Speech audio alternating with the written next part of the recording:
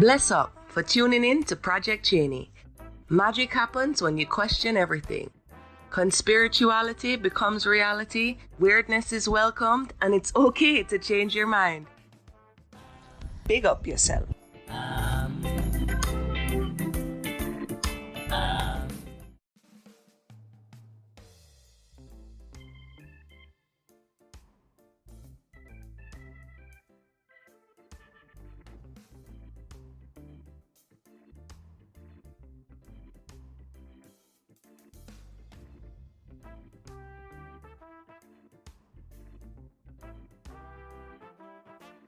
Is a test of the emergency broadcast system. This is only a test. I didn't hear that this week. Did you guys? This week was supposed to be the EBS, the 811 nationwide EBS. I did, however, get it across my television. I did not get it across to my phone. All the people I talked to, some people got it, some people didn't. It seemed like a whole nother nothing burger, the EBS. But I also have been watching Mike Lindell's Cyber Symposium, my Cyber Symposium, my Pello guy. Some of you might know him as. Welcome back to Project Chaney, you guys. As always, I'm Chaney, coming in hot. It's been a crazy, crazy week. Julian Assange. Let me start there. I really love this guy. It's hard to pick white hats in this game or good guys. And I know I've gone off on it on other places. I'm sure I've gone off on it here. He's a good guy. I believe he's a hero and a real reporter and a truth teller. So he's just relaying the news. That's what reporters should do. They should just be relaying the news. They don't need to create the news. They don't need to contour the news. They don't need to put any kind of personalization or feelings in the news. They just report what's going on to people. That is what the idea of what the news is supposed to be. So somewhere, Julian Assange is maybe the last real reporter on the fucking planet. No, I shouldn't say that. There's a lot of people out there reporting the true news. You just call them conspiracy theorists. Yeah, so that's going on, and that case happened, and they decided that it is okay, in layman's terms. People that are far smarter than me will explain this better, but you are here with me, so I will explain it in my way. The U.S. can pretty much extradite him here, which Obama tried to do, Trump tried to do, and now the courts have said, yes, that is allowed to happen. So that is where we're at with Julian Assange. The Mike Lindell, my Pello guy, Cyber Symposium has been hella interesting. Tons of information, tons of detail, tons of explanation. And I also see like some truthers giving it some hate. And none of this might be news to you guys. You might have known your election was stolen. You might have heard about Dominion voting machines. You might know about backdoor channels. You might know how BitTorrents work. You might know how magnet servers work. You might know all this stuff already, but some people don't know.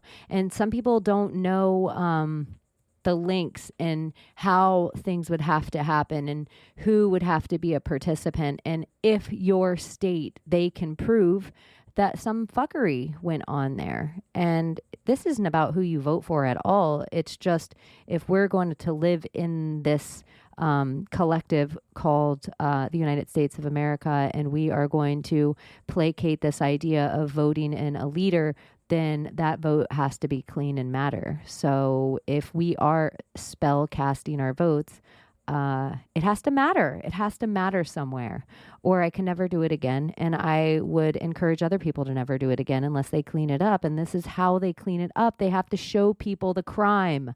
So when everybody's like, where is everything? Where's something happening? Where's something happening? Well, guess what? You can't just arrest motherfuckers without proof. So here is tons of proof in every state. And now let's do something about it. And things are really being done. Code Monkey was there. I think he's given some great explanation of things. Mike Lindell, it's actually happening right now.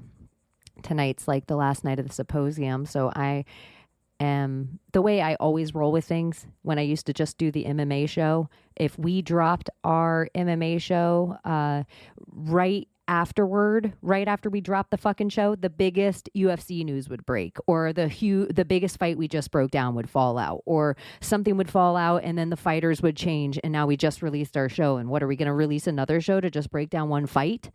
That's kind of how I feel. That just has happened to me enough times in life that, yeah, I am going to hope it happens now, that I waited all kind of week to do this show, so I could have as much of the cyber symposium under my belt to give to you guys and talk about. Do you hear that in the background? That, no joke, is my big, huge cat, Big Bubba, and he is knocking beads against the sliding glass door because he wants to come in here. So, hold on. I'll be right back. And, woosah. Hold on. Okay. So, you guys, this has really been my entire fucking week. There's this meme I laugh about with my friend Summer where it's like, a starfish, and I know you guys have probably seen it. It's from some show, I don't know, but it says, "Today's the day," and it's like, you know, when everything in your world seems like it's against you, and then you hit your toe on the corner of the coffee table, and it's just like that final straw. I feel like the universe has like been pushing me to this brink where I'm just trying to be real aware and cognizant of my energy, and, you know, do all the things that we're supposed to woo-woo spiritually do, to meditate and take time outside and chill, which I was just about to say, speaking of take time outside, can you hear the cicadas in the background? Is it just me, or does it make it 10 degrees hotter? They're so loud. I don't know why all the sound today. See, it's this kind of where I'm like, what, can nothing just play along with me, universe, this week, please? So I was meditating yesterday, I think, and fully into this great guided meditation, which I try not to do guided meditations all the time so that I can make my imagination and mind and stuff do the work sometimes. Anyway, I'm at the end of this meditation. It was magical, like walking through a forest and your breath matching the colors of the air. And as you breathe in and out, the trees and stars and dust start to breathe in and out with you. And you see the firefly, you know, this magical meditation. And my little dog, Teeny, jumped on the bed and kissed me right on my face, which, yeah, it's wonderful. Yeah.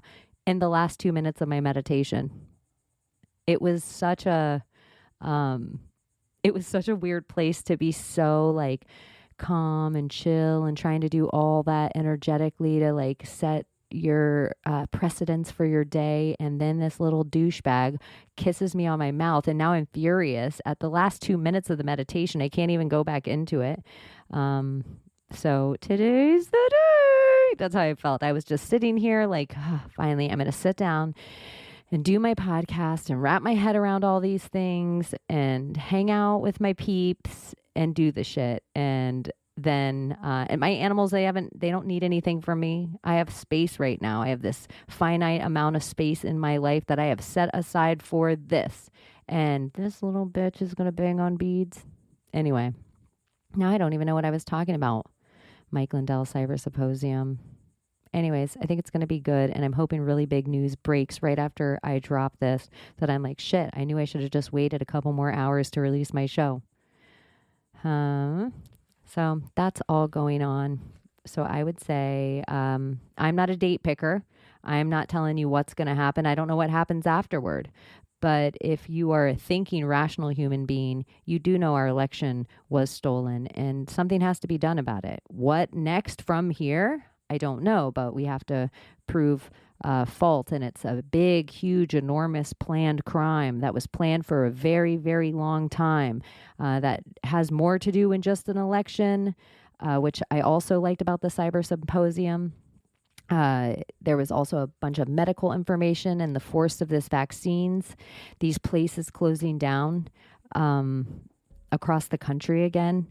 And I have people that I love.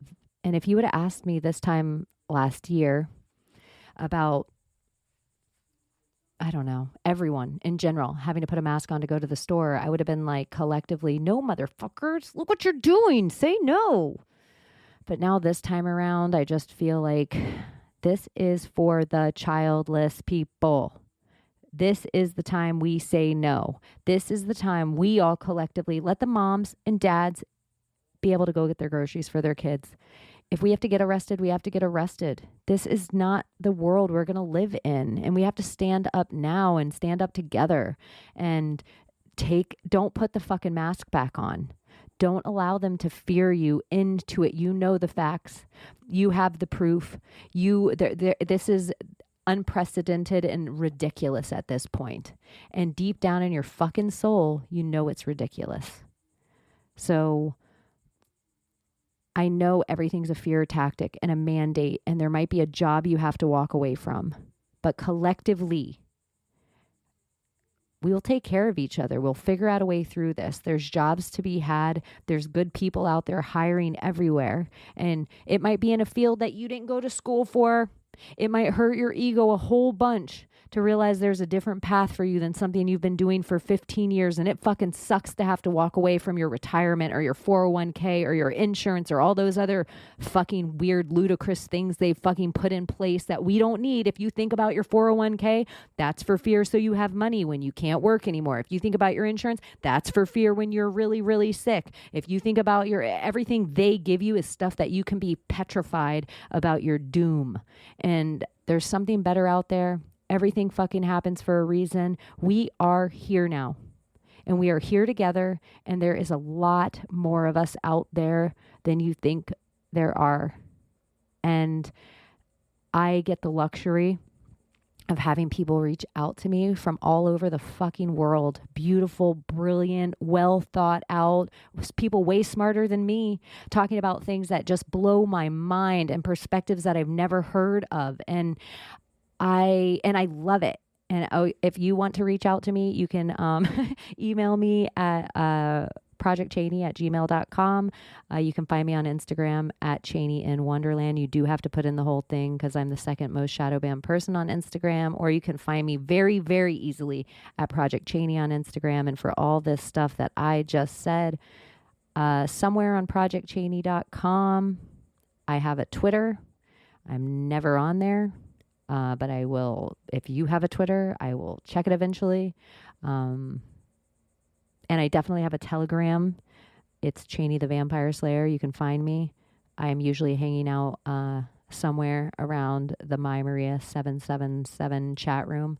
I like that channel. It's conspiratorial and spiritual and witchy. You know me. I like all those kind of things. So I also follow a bunch of other Telegram channels too, but we can talk about that if you hit me up. So that was my self-promotion. What was I talking about with the emails? Oh, yeah. So I'm super lucky.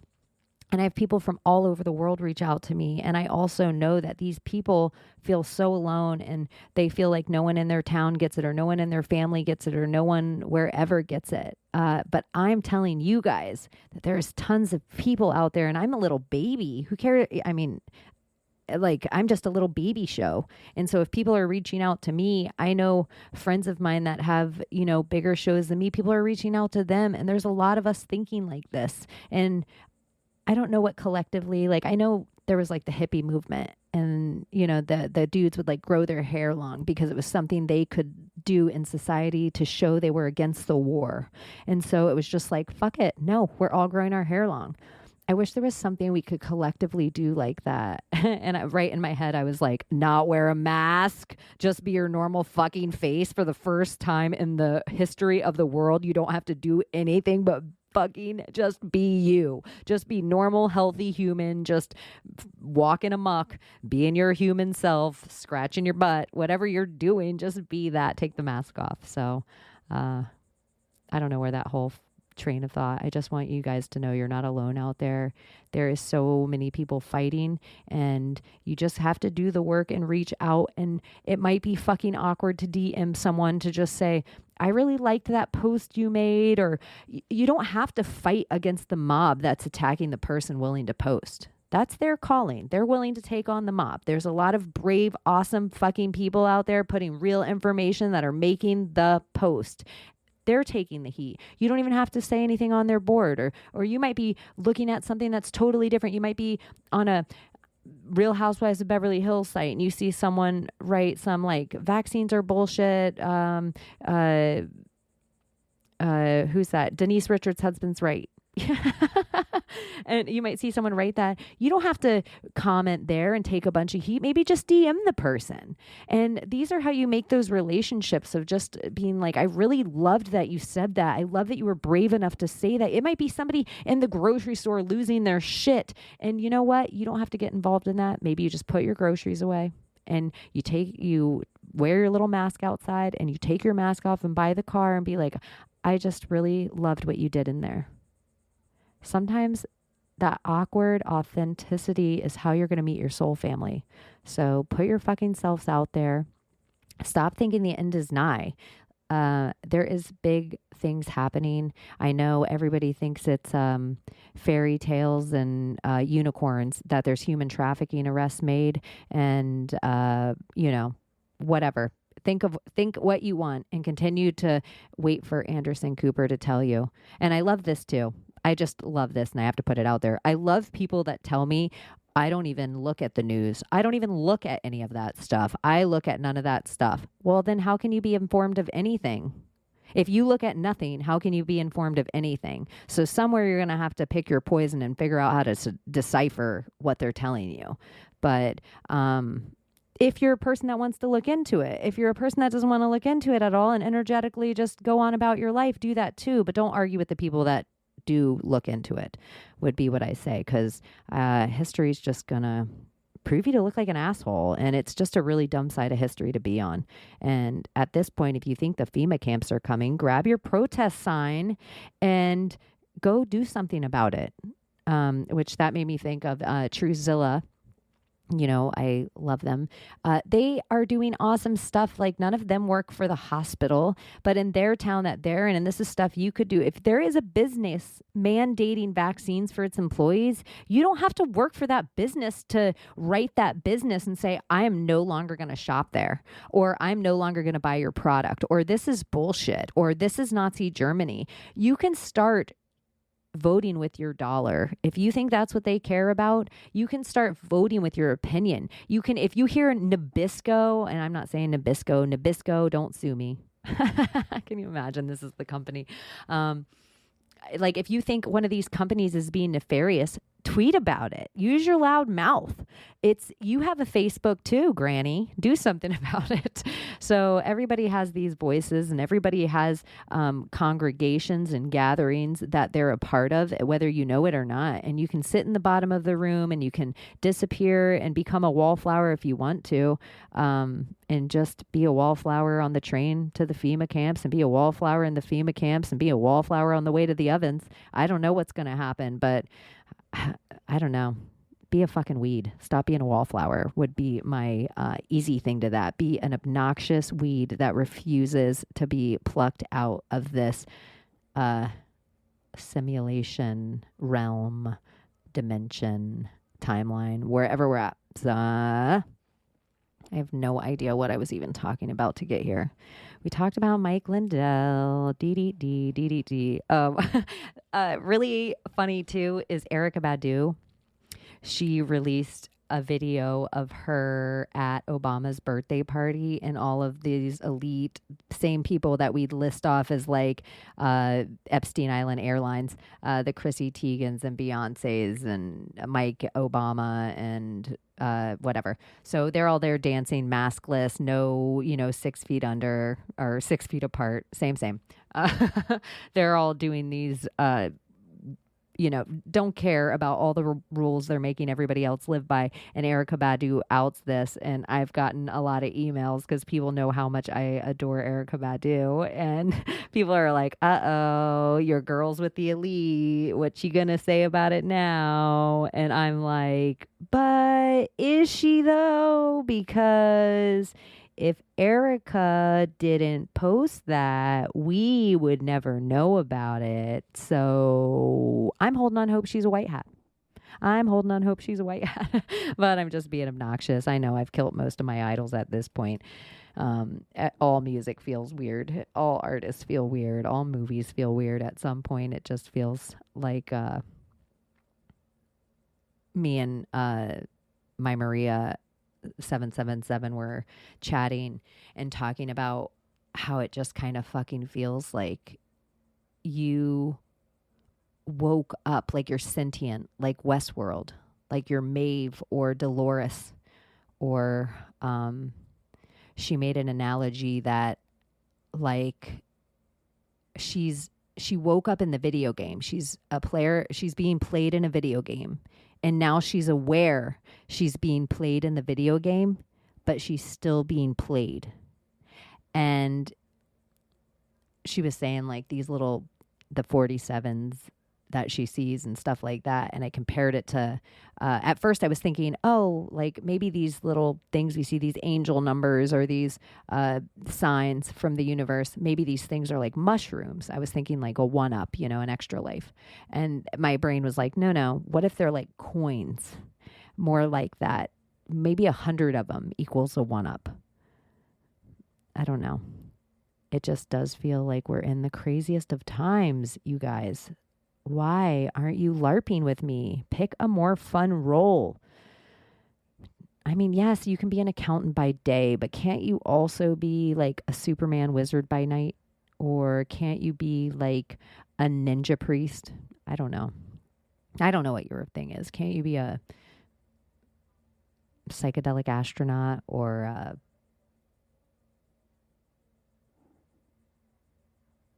Geisha dancer? I don't know. Pick your thing. Pick your role. Play it.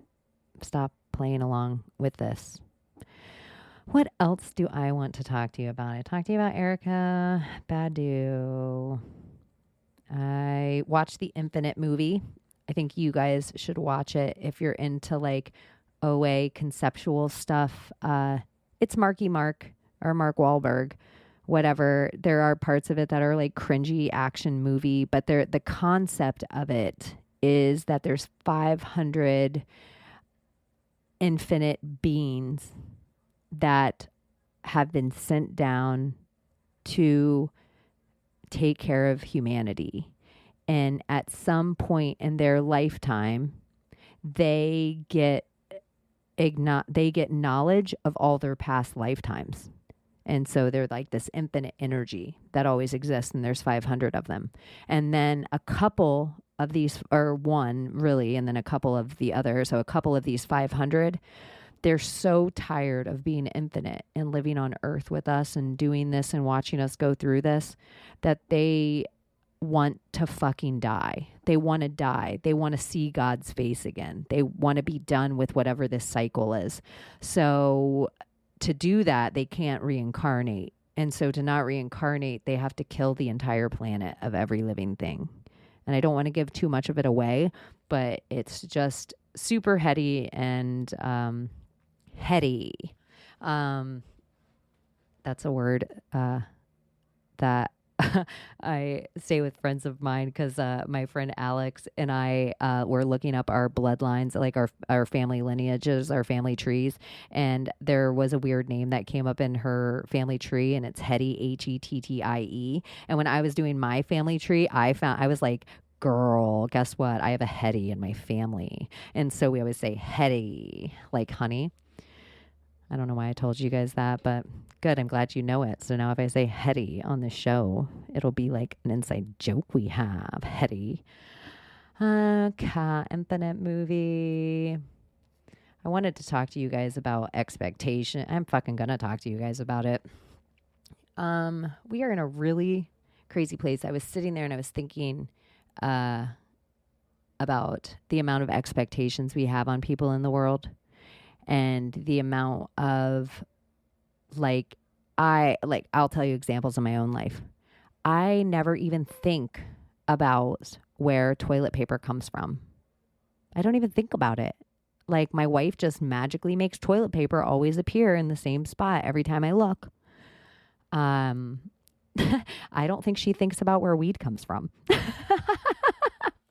Oh, shit. But it's just like those little expectations of things that exist in your life that you don't think about where they come from. I think those expectations probably exist on moms, whatever that means, in a very heavy way, where it's just like all these things in your household. Like, do you have a wife or a sister or a, child, somebody who's taking care of you? But there's things in your life that just appear there, that somebody's taken it as their responsibility, that you just expect it to be there. I think in the smallest ways, we have expectations on people, and emotionally and energetically, I think we do that too to people. I think we just expect them that every day we walk into work and throw our purse in our chair, that we're like, traffic today. This is my story of my road rage. Here's my energy I'm just going to pollute this room with. And every day, everybody just is under this expectation that people want to feel this energy or feel this vibe, or are going to always pick up the phone, or are going to always be there to go get coffee. Or I think all of us need to collectively look at the people we expect those little emotions from, and people that we've, every morning you wake up and your little dog just kisses you on the face. Like that expectation of, that there's just the air conditioner is going to be running today. So it's 100 degrees out in Florida. And I just have this expectation that this AC is running all day. This expectation that my boss is going to make sure that we have everything we need so that I can go to work tonight. It's just these little tiny weird things that once we have expectation on them, it's impossible. It's actually the opposite. It's an impossibility to be grateful for them. And I think we are all doing this all the time to people in our lives. And I think we're all selfishly laying all this stuff on certain people because they seem like the person that's always going to be there, and they got it. Thanks, Dad.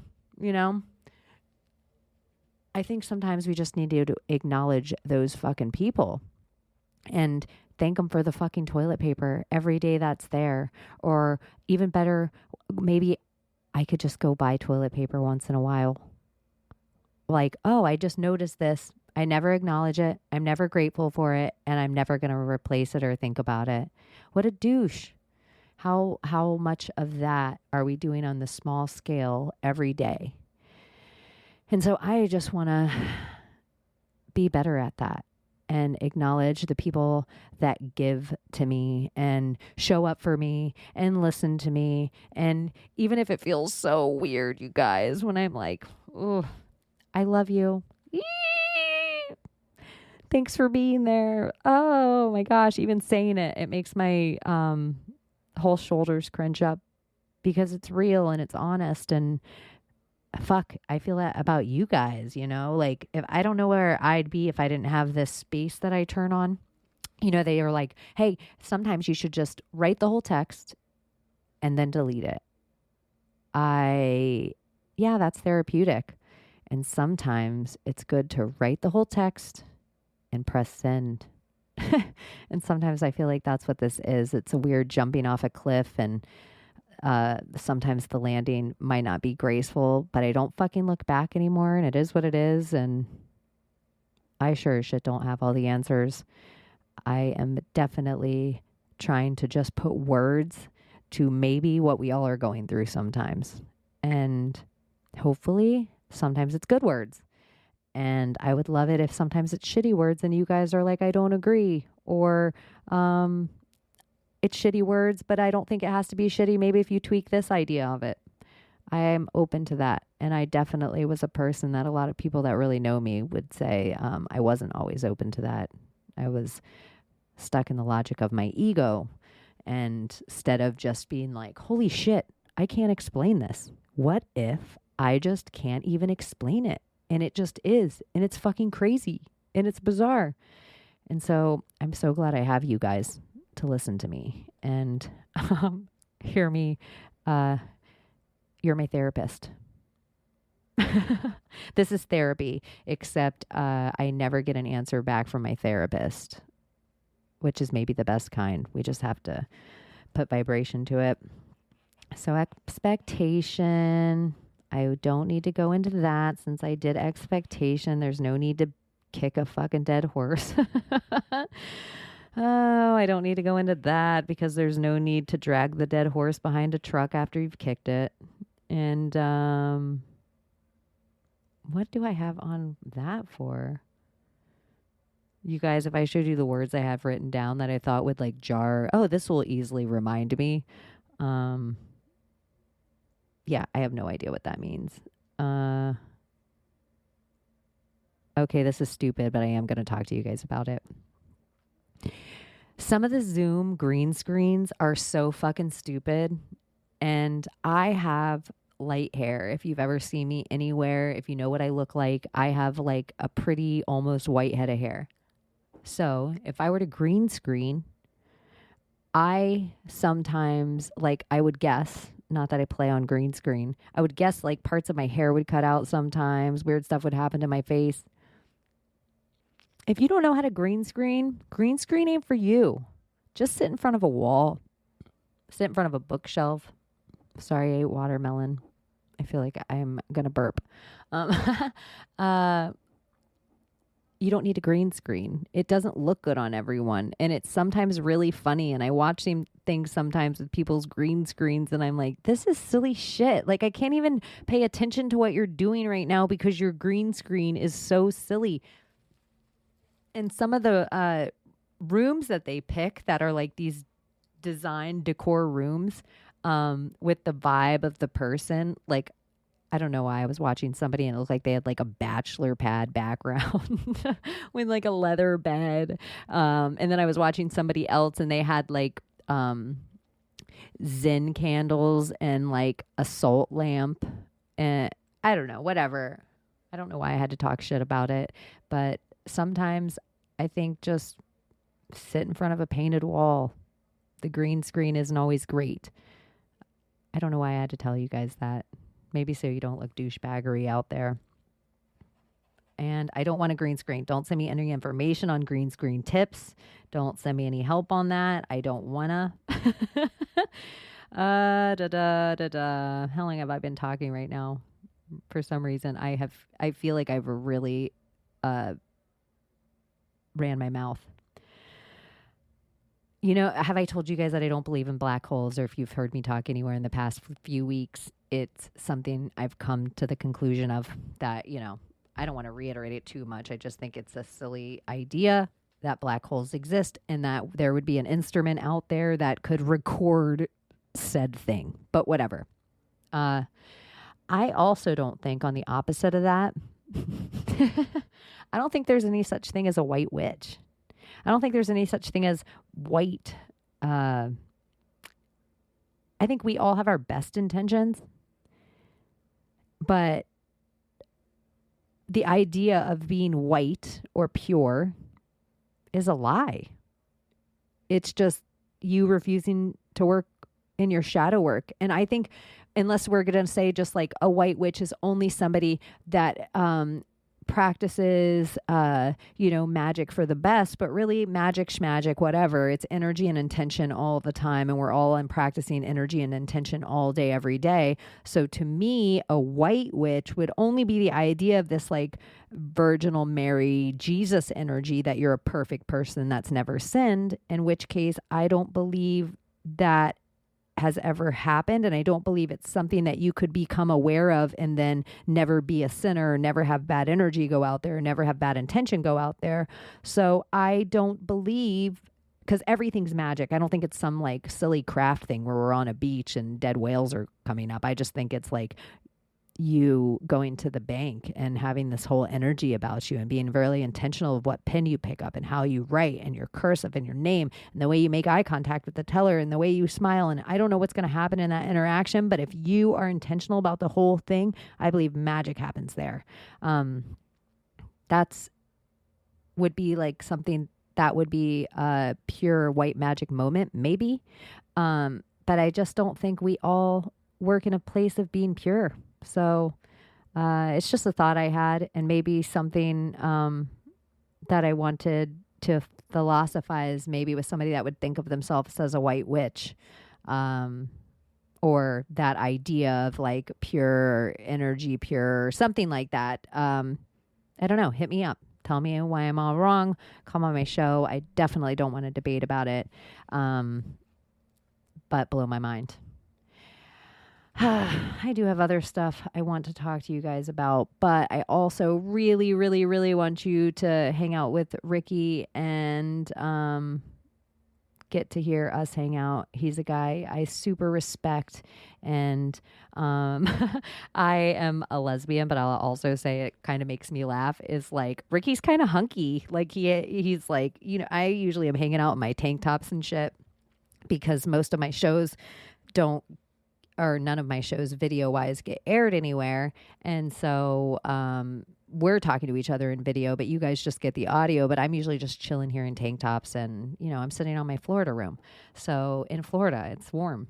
But Ricky's a dude that's always in his tank tops, and he has like big arms, and he's, I don't want to even assume what he does for a living, but I think he might even say it on the show.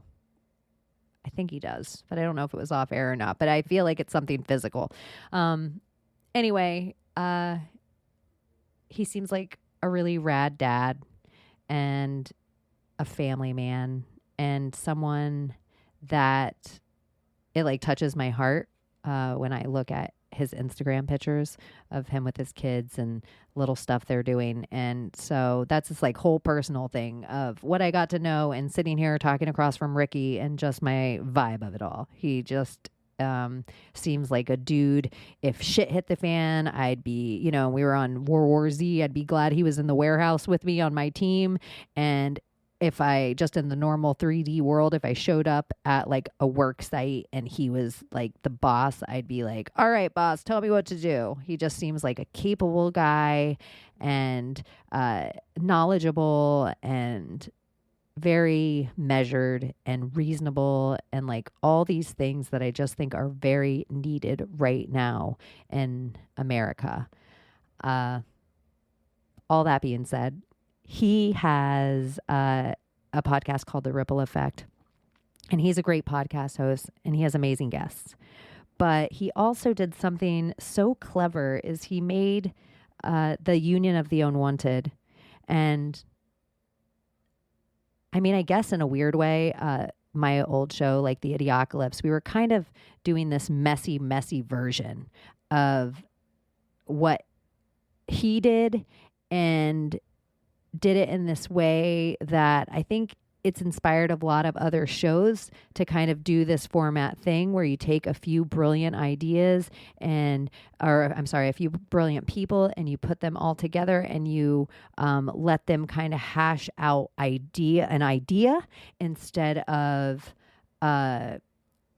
just two people talking or one person trying to sell another person idea. It's like, here, we're going to have this really educated person on to talk about this, or we're all going to talk about this, but he has all these podcast hosts from everywhere on, and the Union of the Unwanted is really frigging cool. And it's something that, I mean, they've broken down things like flat earth and, esoteric stuff, but then they've also and Hollywood and crazy shit like that. But then they've also had legit, doctors on and scientists on and people that are really breaking down it. And sometimes when you're like me, there is this certain level of guest that if they came on my show, I wouldn't be smart enough to carry on the conversation that would need to be had with the guest to get the best information out there.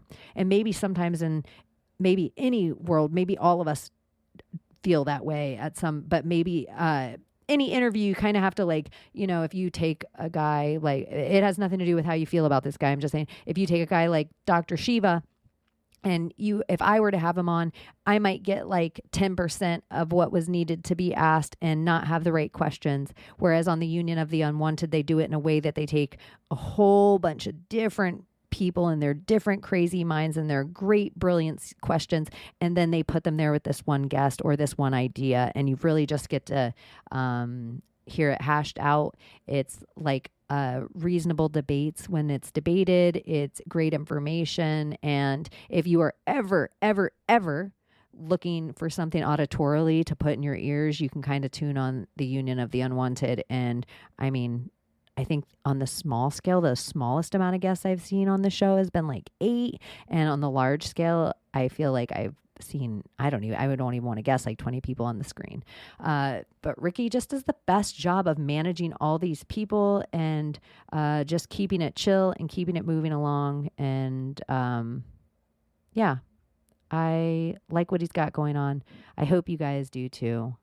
Go check out everything he's doing and enjoy this Oh, you guys, I was about to drop into there, and I told you last week because I was hanging out with Gordy Two Shoes, and when I was re-listening to it, I was like, oh shit, I didn't even say. I was on Weaving Spiders, which is another show, speaking of, you know, like Idiocalypse or even the Union of the Unwanted. Weaving Spiders is kind of one of those shows where it has a bunch of brilliant minds on, and I wasn't calling myself a brilliant mind. It has a bunch of, they're super awesome and rad dudes. And the conversation is so chill.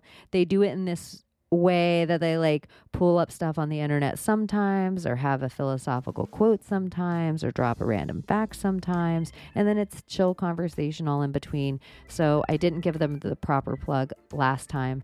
So go check out Weaving Spiders on YouTube. And if you're ever like just looking for something to chill and get down with, and it definitely has a mellower vibe. It's a late night chill for me, but you might find it interesting at any time. So, okay, here's Ricky. Have a great week, you guys. I hope it gets very, very exciting. Bye-bye.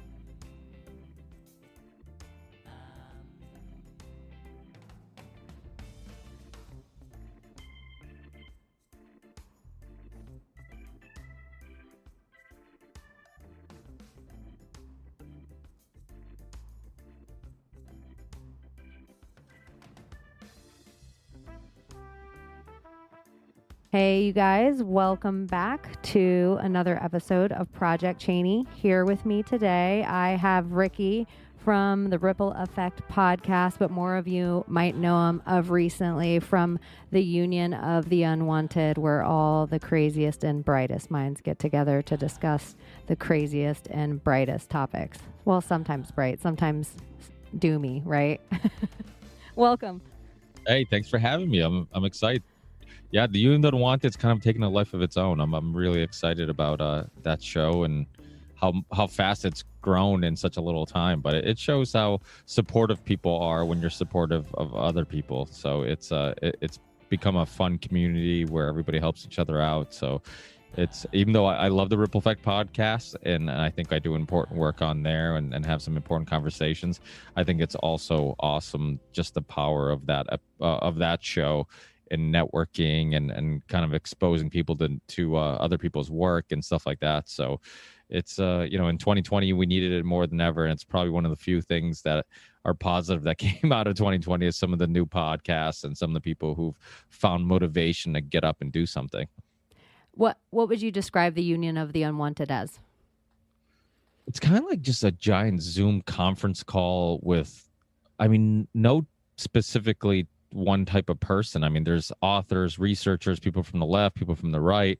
I mean, we've had Roger Stone on, we've had Dr. Judy Mikovich, Ryan and Whitney Webb from The Last American Vagabond, and we've had so many different types of people. Ben Swan's been on there, Del Bigtree, Greg Pallas, who's left leaning.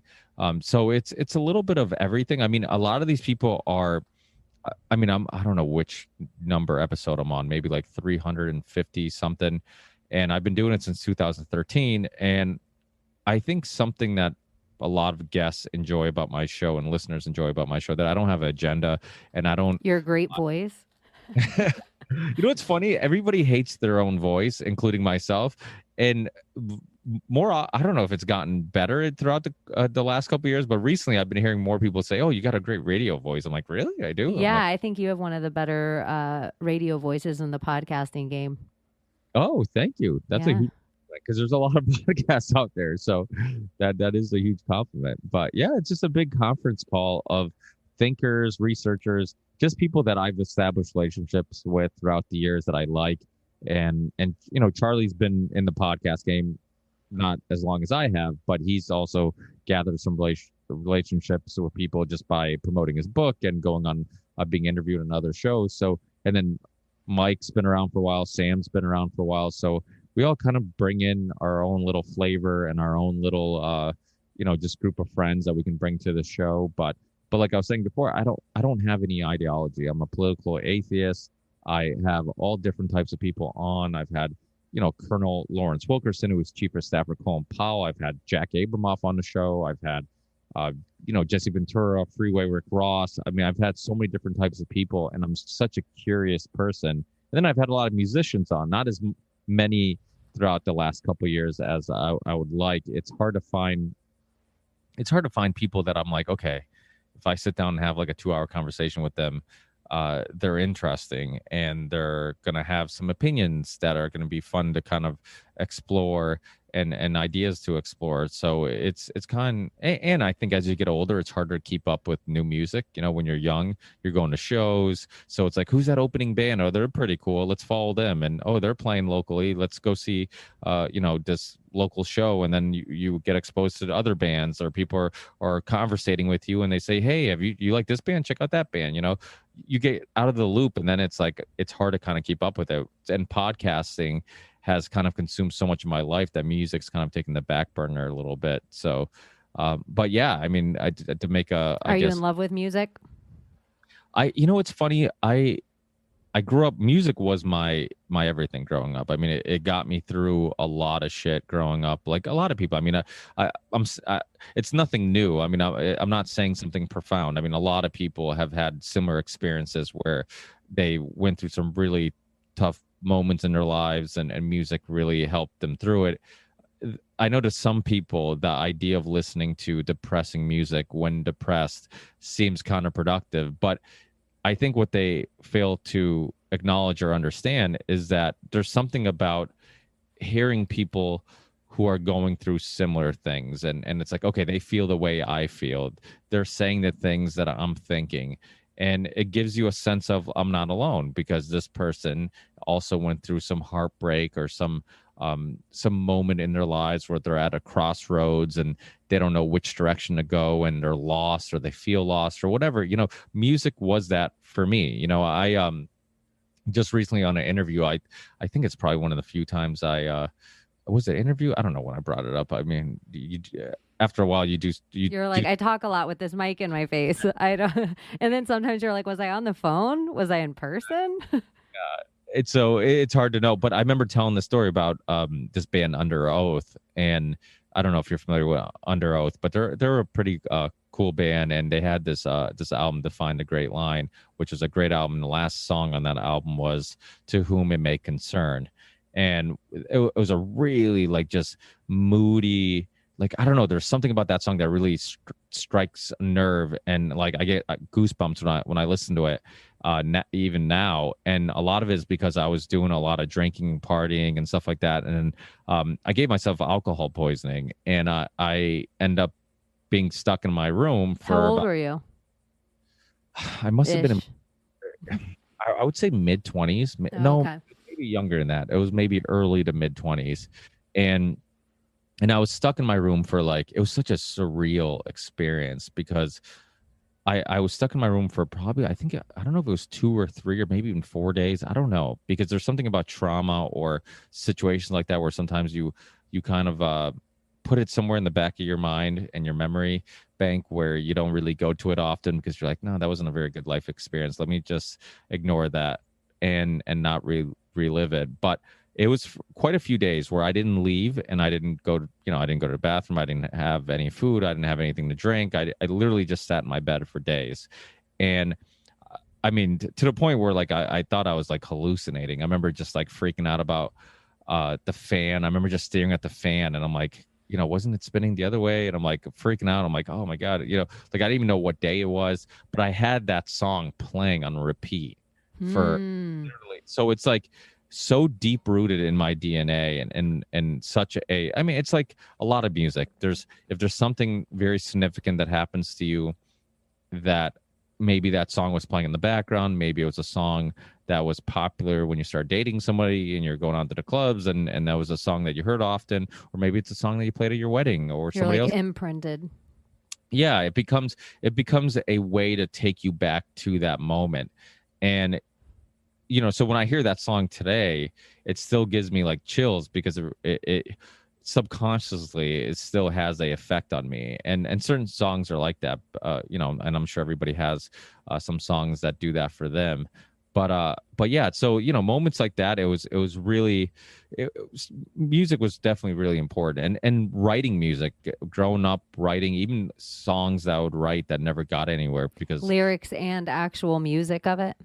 Yeah, because all my my Ripple Effect podcast music is my original music, and prior to the Ripple Effect podcast, that's what I was doing. I was doing music. Eventually, it got really hard to keep a band together, so I was feeling unfulfilled. I was feeling like, what the hell am I doing in my life? I'm just kind of doing the 9 to 5 type thing. It was more like 7 to 4, but you get my point. It was like I was doing a full-time job, and it was right out of high school, and I'm just like, well, what am I doing? I'm like, music kind of filled a void where I got to be creative and I got to look inward, which I think a lot of people get from writing. If you talk to authors, if you talk to comedians, musicians, there's something about trying to put your thoughts into words, which I also think is similar to conversation. I think you get the same benefits in podcasting and in a conversation.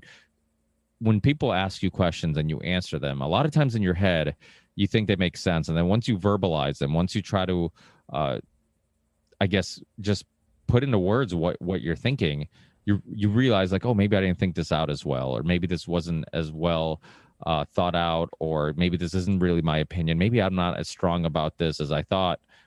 And sometimes it takes you to have to write it down and kind of tap into a certain emotion or a certain life event or something that you're trying to create a song out of, and reliving that or trying to tap into that, you realize like, oh shit, like, okay, I'm kind of coping with this, I'm dealing with it, I'm putting it into work. It's like closure, it's like you're putting there's people who believe, and I know it's true because I've done it, at least for me it works, where if you're upset about something and you type out the text message but don't send it, you get almost a similar satisfaction or relief as sending it, so you just type it out. So it's similar type of idea of as you get a writer will get from writing. Like, it's like me typing it out is almost my way of getting it off my chest, and then even if I don't send it, I still feel like I got it off my chest. So it's like that type of therapy, I think, it works for a lot of people, and people get those benefits from either painting, or because a lot of times when you're being artistic, you're trying to find inspiration, and a lot of times that inspiration comes from a life event or some tragic event that you live through, or some maybe sad emotions or feelings that are you're dealing with. Do you ever find plugged in, like you're so plugged into something bigger that you're writing your emotions out and then reading it in a way of like, holy shit, like almost not godly, but godly, you know, where it seems divine. Like you have a divine, like ghost writing when people say they just are, or even Sia, she would say that she just la la la la until words kind of come. And, you know, she'd just sing, or she'd know the word chandelier was going to be in the song. She didn't know anything else about it except the word chandelier was going to be in it. And do you ever feel like tapped into something outside yourself? I've heard people talk about that. I know people will say like, "Oh, I feel like this song was given to me," or I took it out of the universe, or something like, or I tapped into something. But I don't know, because you know, you look at like Edward Bernays and you know, just understanding the human mind and how many subconscious influences are in everything that we do, you know, from like subconsciously there's things influencing us to think this way or react that way or whatever. I think musically or when you're being creative, it's very similar, where you can have so many influences throughout your life that could be causing you to write something, or you know, maybe it's something you saw that you weren't even you subconsciously registered what you saw or what you heard, but you didn't consciously do it, you know. So it's like there's so magicians kind of use this technique sometimes, you know. Sometimes they'll ask you a question, but the way they ask the question or something they talked about prior is what led you to want to almost provoke a certain answer.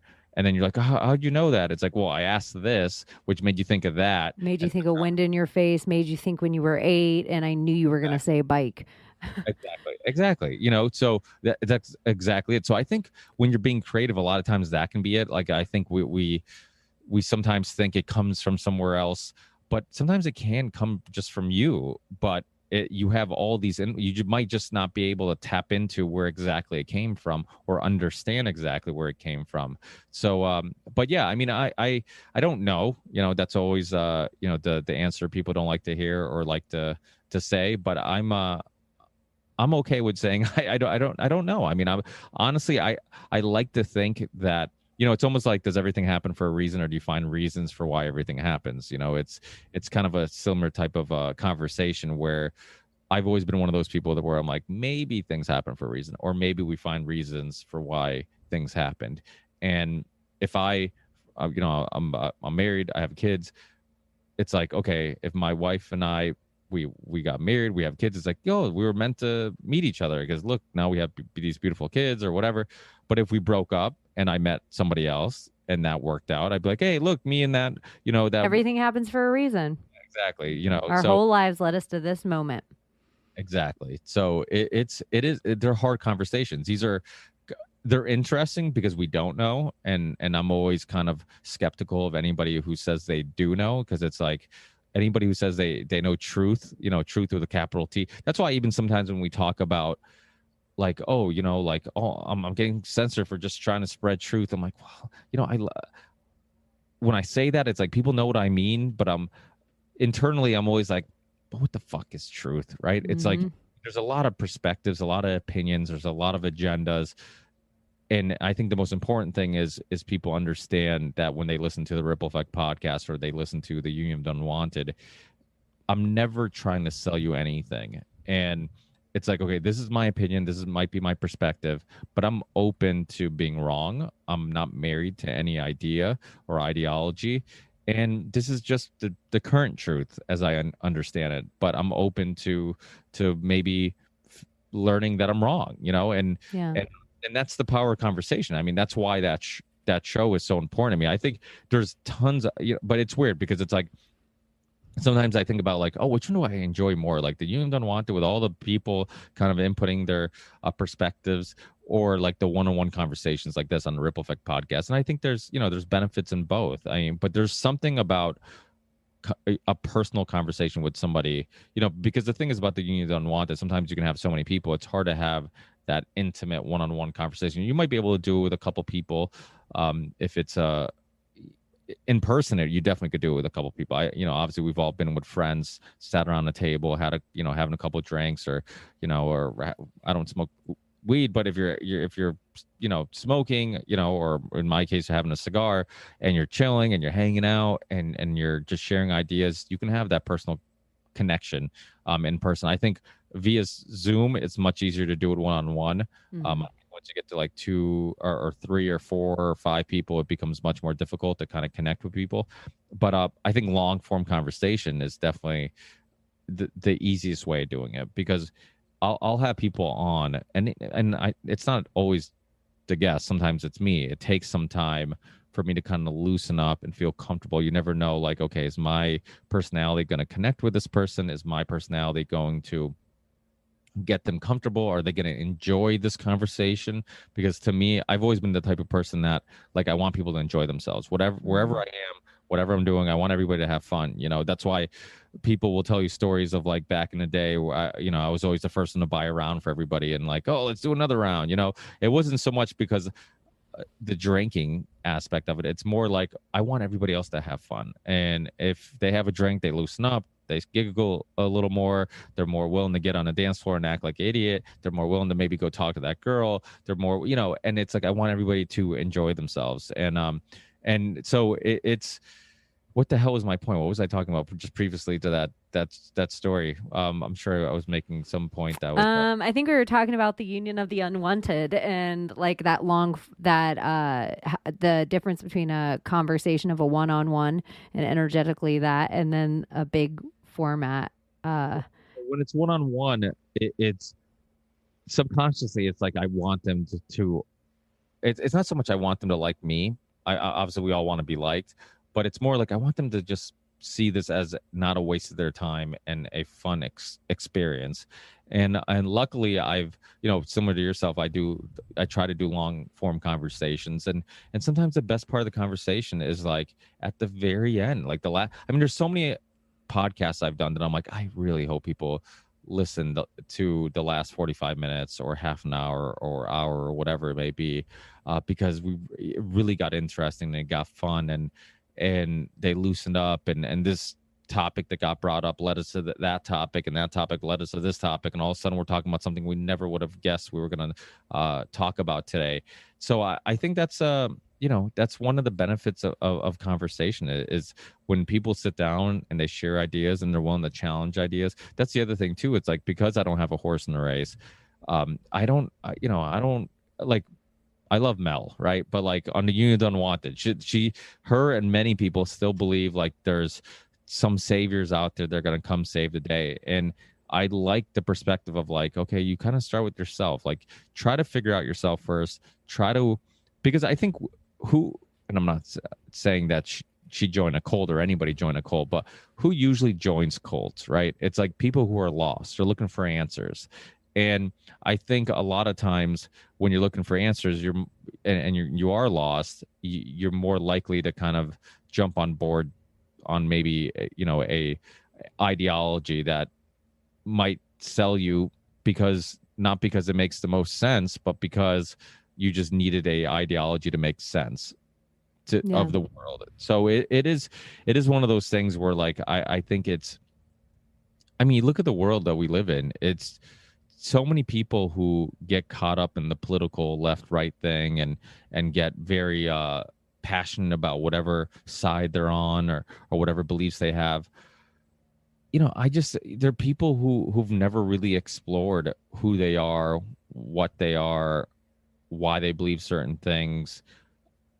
To me, like those questions are so important. I was always super into philosophy, and it wasn't, I can't give you a bunch of quotes or a bunch of, but I just loved exploring the questions that they would ask, right? And I love the fact that, to me, like just memorizing, oh, this philosopher wrote this at this date and that, to me, like just knowing. I did all that stupid shit in college where I just memorized all the philosophers and whatever, and it never really hit me probably until last year, where all the philosophies I learned like hit me in my heart. I knew them all in my head, but then it was like they hit me in my heart, and I'm like, oh my God, I can look at every single one of these in infinite more ways.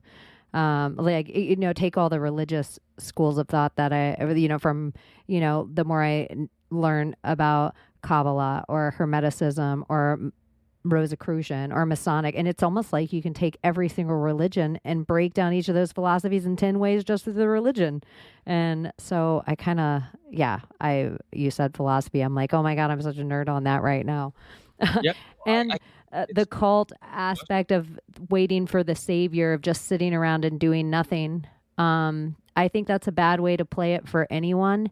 And the opposite of that, it makes me insane, the amount of people sitting in apartment complexes that can't keep a plan alive, that have some fantasy that they're going to farm for them and their family enough to keep food through the winter time. That government, like, make it all disappear tomorrow, anarchy. I just think they have this wonderlust fuck fantasy of like this utopia that I'm like, dude, you literally have never farmed in your life. You wouldn't even drive an extra hour to the grocery store to shop maskless. You are not going to ever do any kind of physical activity to even skin a deer. Let's stop pretending that you don't need society as much as the people you're pretending are. You know, I think there's these two polar opposite sides of people fantasizing and maybe doing nothing. And then, you know, there's a lot of education in between, but part of, I think, a huge danger was how much waking up information from, it doesn't matter if it's Hillary Clinton to Pizzagate to Russia to China to COVID to whatever, the amount of information that everyone got woken up with in 2020 seems like mind explosion. Like it's just like, whoosh. More people are woken up than ever before, but the amount of information, like I had 20 years to take in the amount of information that I'm talking to some people that literally in 365 days, they don't have a huge grasp on anything, but they know about everything. And I'm like, how do you know about this much stuff in 365 days? Like it took me 5 years just to look at 9/11 and Sandy Hook. Like, I don't even understand how you even, like, it took me 6 months just to research JFK Jr.'s plane crash. Like, just that plane crash. So I don't even understand how you have this attached to that. Like, whew. Like, so, yeah, the amount of conspiracies that people have actually learned, and people that never would have. They've been on a hamster wheel their whole life. People have gotten every single vaccine for always. Their dog has every vaccine. Their kid has every vaccine. They have every vaccine. Now they're scared to death about a vaccine. It's like we're in the upside down. But I'm kind of like one of those people. I don't care how your seed was planted. I'm so fucking glad you have a tree growing of some kind of questioning again. Some kind of like, okay, this guy's a bad guy. This guy's a bad guy. I don't care who you think's a bad or good guy. Just know the TV's lying. Well, that's kind of like the Q people, right? It's like, yeah, are some of them completely, you know, again, that cult-like thinking where you think that some greater good is controlling things and it's going to save everybody. But on the flip side, there's some good that it woke up some people. I mean, the child trafficking thing was a big issue that the Q people got really motivated by. And yeah, it's a real issue. It's been around forever. Trump's not going to fix the problem. It's happened since, you know, the beginning of time. And the highest currency of all time. Always. Yeah. Always. Yeah. Without a doubt. I mean, you can go back. Take the adrenochrome out of it. It's like always. It's like that's humans, women, and children. It is weird though that they got, for some reason, that specific topic was the one that they latched onto, right? Because it's like you talk to a Q person, they're all like child trafficking. I'm like where were you when the Franklin scandal, you know, became public? Where were you, you know, with all the other finders? You know, like, I mean, still there's a lot of stories, like I'll go into the Adam Walsh of it all where I'm like, I don't trust that narrative. I don't like that narrative that was sold to everybody where they're like, hey, go videotape, fingerprint your kid, do all this stuff. We'll find the head of the kid later, never the body. The dad becomes America's most wanted host. And we're just going to mum's the word this and act like that wasn't ritualistic in some way. Like, I know bad stuff happens in the world, but sometimes the stuff just seems like dink, dink, dated.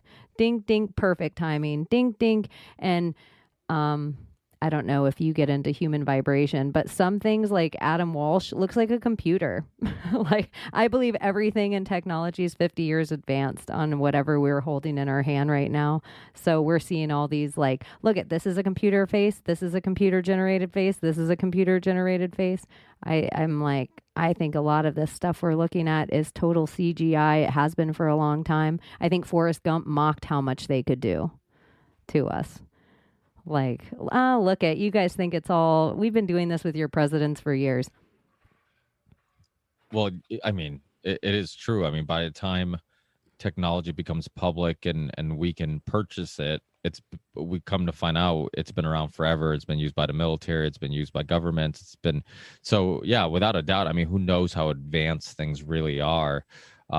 In regards to child trafficking, I mean, look at Jeffrey Epstein, William Barr, who his father wrote that weird book about, I don't know if you're familiar with it. It's like about some space people who use kids as slaves or something like that. And this is the guy who like hired him at the Dalton School. I mean, it's weird, you know, and hired him when he had like, I mean, I believe he was a college dropout, maybe. I don't know, but it was questionable why you would what was on his resume that would motivate you to hire him. But that type of thing, you know, that whole like child trafficking, pedophilia type of stuff. I mean, it's weird how many of the elite are involved in it. I mean, you look at Jimmy Savile, of course, with, you know, his links to the before QAnon. I mean, before Pizzagate, we could. I feel I don't know exactly how long you've been looking into this, but I mean, we could just go back and back and back and back. I would argue Mr. Rogers still to this day to anyone who wanted to argue Mr. Rogers with me. I'm like, if Tom Hanks played him in a movie, suspect. Good point. Is there anything that came out about Mr. Rogers, or you just think there's a really I just think it's all symbolism for Mr. Rogers more than anything. I know like in his hometown there's some weird eye that you look through that's like a shape of an eye that sees a triangle. The clock, the owl. He is creepy. There's something about that show that was always kind of off to me. It's like, I don't know. I mean, that's not how humans talk. That's not how humans interact. It's almost like you said, it almost seems like there's a reason why it was so rehearsed and so not casual. You know, it was the opposite of casual. McFeely. It was like, that is his real name. What is it? McFeely. Is that for real? Yes, that is his real name. I heard rumors that toward the end of his show, he wasn't allowed to be around children. But I also think Captain Phillips was probably a child trafficker, and that's probably the real reason Africans got on that boat and tried to get their people back. There was something else there. I think everything is a hidden, like, tale, and then the quicker a movie's made about a historical event, the quicker they're trying to rewrite our history so it gets blended in the telling. Like Oliver Stone with the W movie. It's any time the movie's written about it that quick, Snowden. Assange. It's fuckery. It's entire fuckery. And anytime Tom Hanks is in it, it's way fuckery. From Toy Story to Big to Red Shoe, Man with One Red Shoe. I just think he is a CIA. He's the way the CIA sells us the plasma. Yeah, I agree with that. I mean, you can definitely see how, I mean, people always talk about how bad memories are, right? Like, there's a quote I like. They're like, you don't remember a event, you remember the last time you remembered that event. So it's like, you know, you don't, if the next time I tell the story, I tell it slightly different, or I maybe forget something and I input some, you know, creative thing that came from my imagination that I think was what happened. The next time I tell, I'm going to tell that way, you know, and then, you know, if I forget something, the next time I tell, you know, without a doubt, if you come out with a movie and it starts mixing with like the historical fact, and it's like, okay, did I see that in a movie? Was that what I read? Was that what I was told or taught? It can all kind of blend in, and then, like you said, you can kind of mold the narrative as you would like. I mean, the thing about Oliver Stone, I've had Sean Stone on the show, and I do think like the Untold History of the United States was awesome. I think obviously what he did, that was fun. yeah, what he did with JFK was obviously it sparked interest in that story again, which I still think it's super relevant. I mean, I did a two-parter. I've done a lot of JFK shows. Actually, the first time Roger Stone was on was to talk about his JFK book, about that focuses on Lyndon and Johnson. But it's a really important story because it's like once you get into JFK and you realize, like, okay, without a doubt there's fuckery, without a doubt the CIA, the government, the mafia, there's all these things that are involved. Alan Dulles, the Bay Pigs, he gets fired after that, and then next thing you know, he's on the the commission report, the kind of or the, now I'm forgetting what it was called, the Warren Report. He was a part of putting together the Warren Report, and it's like, wait, this guy was fired. Him and JFK hated each other. Now he gets put on the Warren Report, and he was head of the CIA, and then his brother runs, and his brother dies, and was really popular, and then the guy who killed JFK gets killed, and then the guy who killed JFK on TV. Like, yeah. both of them, they look like they could have been done in a playhouse. They are so, and I mean playhouse like we're all watching something on Broadway. I don't mean playhouse like a child's playhouse. I'm like, that dated me, that phrase, for some reason. That should be shot in a playhouse. There was just a way that both those, the Ruby and the Oswald, just looked so fake.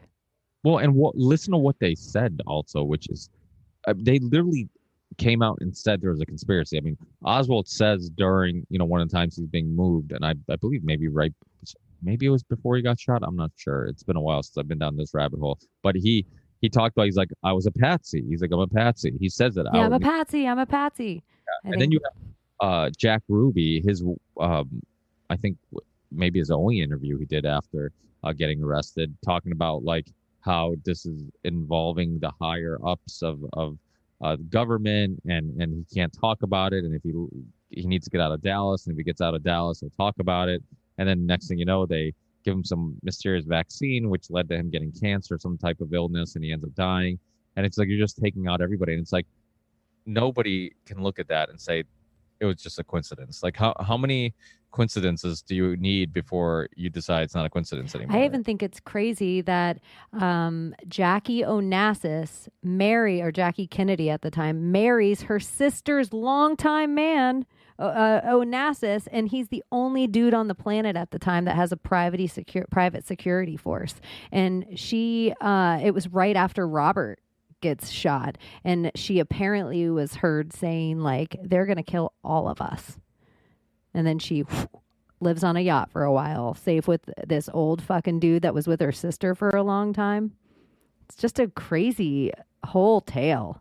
Your family is just, I mean, that's just such an interesting rabbit hole. I mean, a lot of people, I know Italian friends of mine, I live in Massachusetts, and Italian friends of mine who hate Kennedy. And a lot of it was, I'm like, you're kind of convinced they hate Kennedy because the whole mob thing, but the thing is, Kennedy, I get it. Like, the mob helped him get in the office, and then he, his brother kind of turned on him, but it's, it's funny how people's perspectives are molded. Yeah, like Total Frank helped him get into office. He was like a Frank Sinatra and Sammy Davis and Peter Lawford. They all sang for him. It was like almost kind of very similar to what I think they tried to kind of push for Hillary toward the last days, where it was like Beyonce and Jay-Z, and they're all in Miami having concerts, and it's just going to be this boom. But I think the Irish Catholic, he was the first Irish Catholic president too, right? Which they were like afraid of.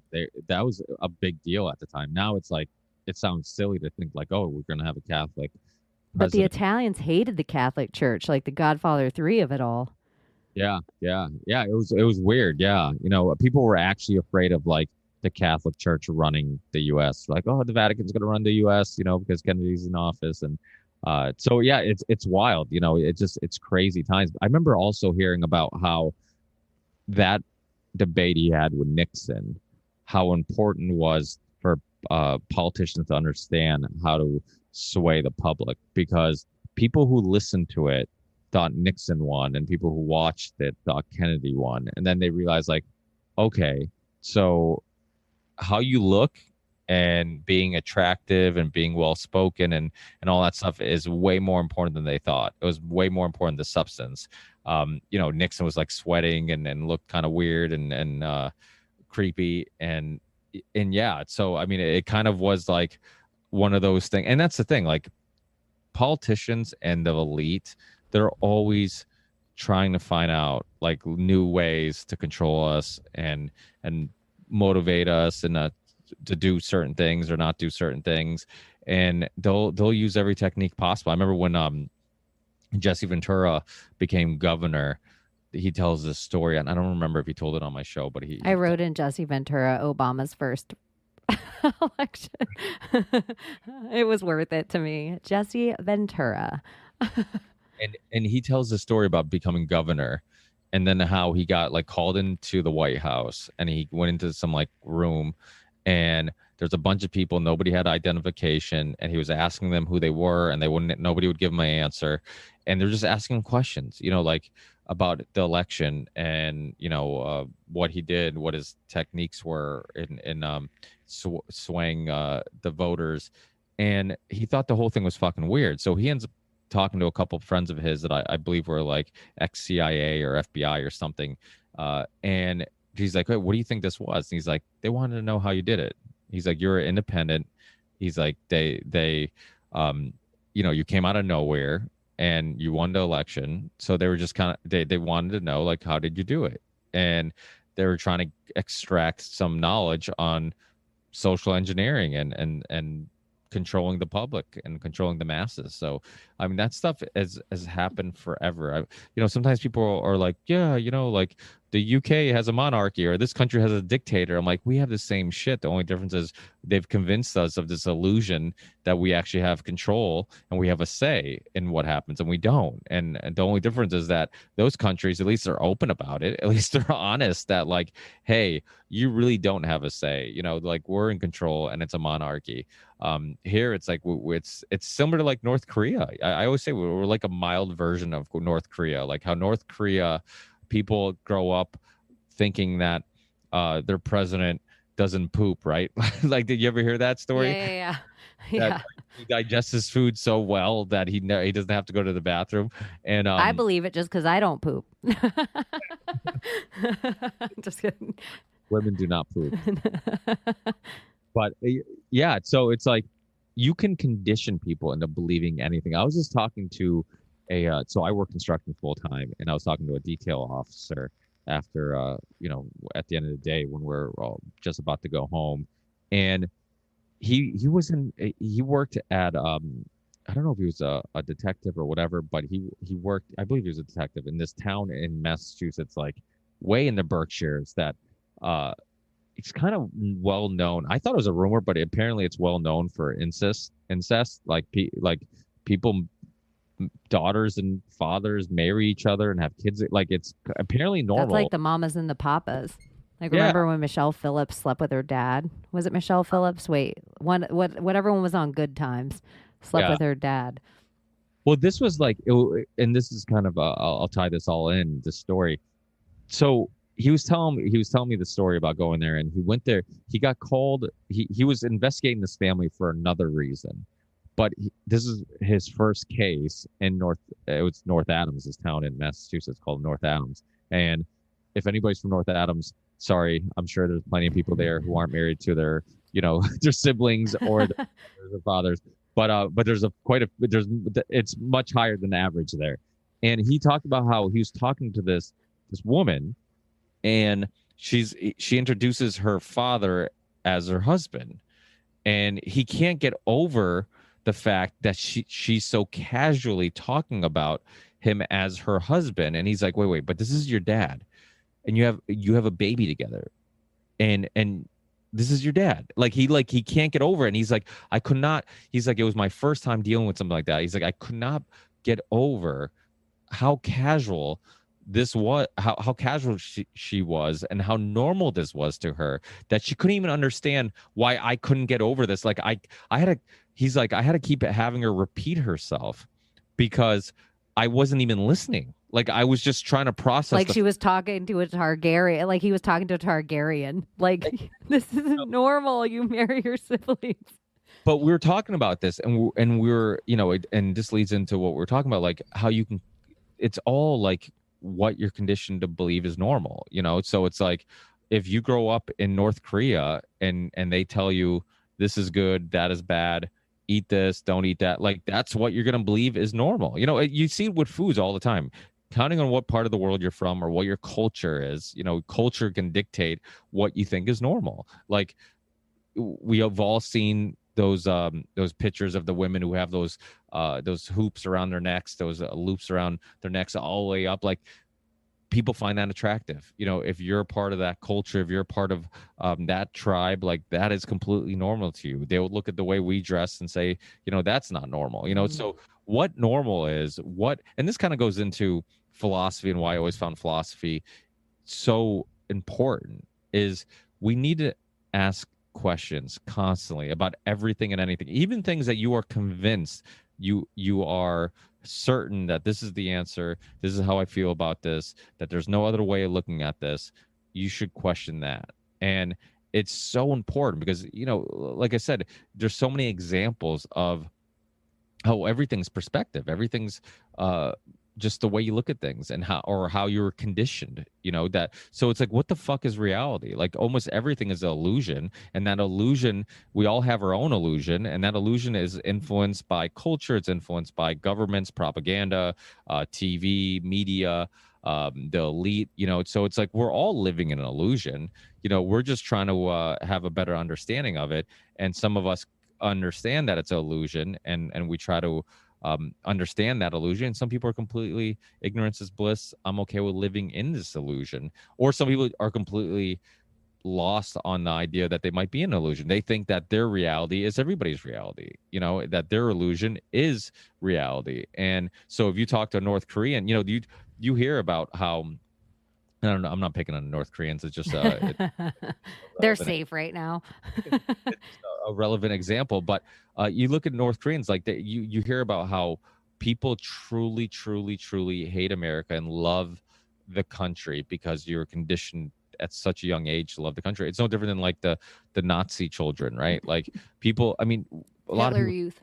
Yeah. Yeah, the Hitler youth. I mean, if you're people look at like Nazi Germany, they're like, how could you do that? How could you go along with that? One, not everybody went They have along. a mask on their face and a vaccine in their arm. How could you have let that happen in Nazi Germany?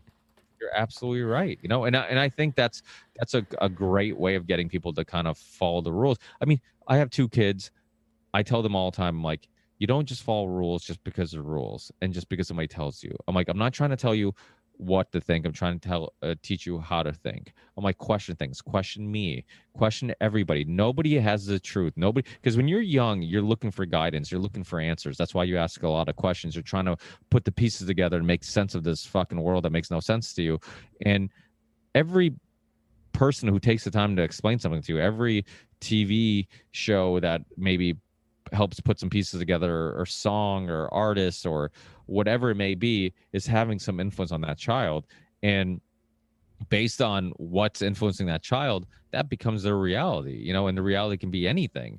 So it's really important just to question everything, question why you believe something. I mean, so often you hear like, oh, why are you a Yankees fan? You live in Massachusetts. My dad was a Yankees fan. Well, you think that's only sports that can condition you into just liking something just because? No, ideas are like that too. Sometimes you think that you've adopted a idea because it makes the most sense, but the truth is you adopted that idea because somebody you like had that idea, or somebody that was influential or you respected sold you on that idea. It wasn't a organic way of getting to that idea.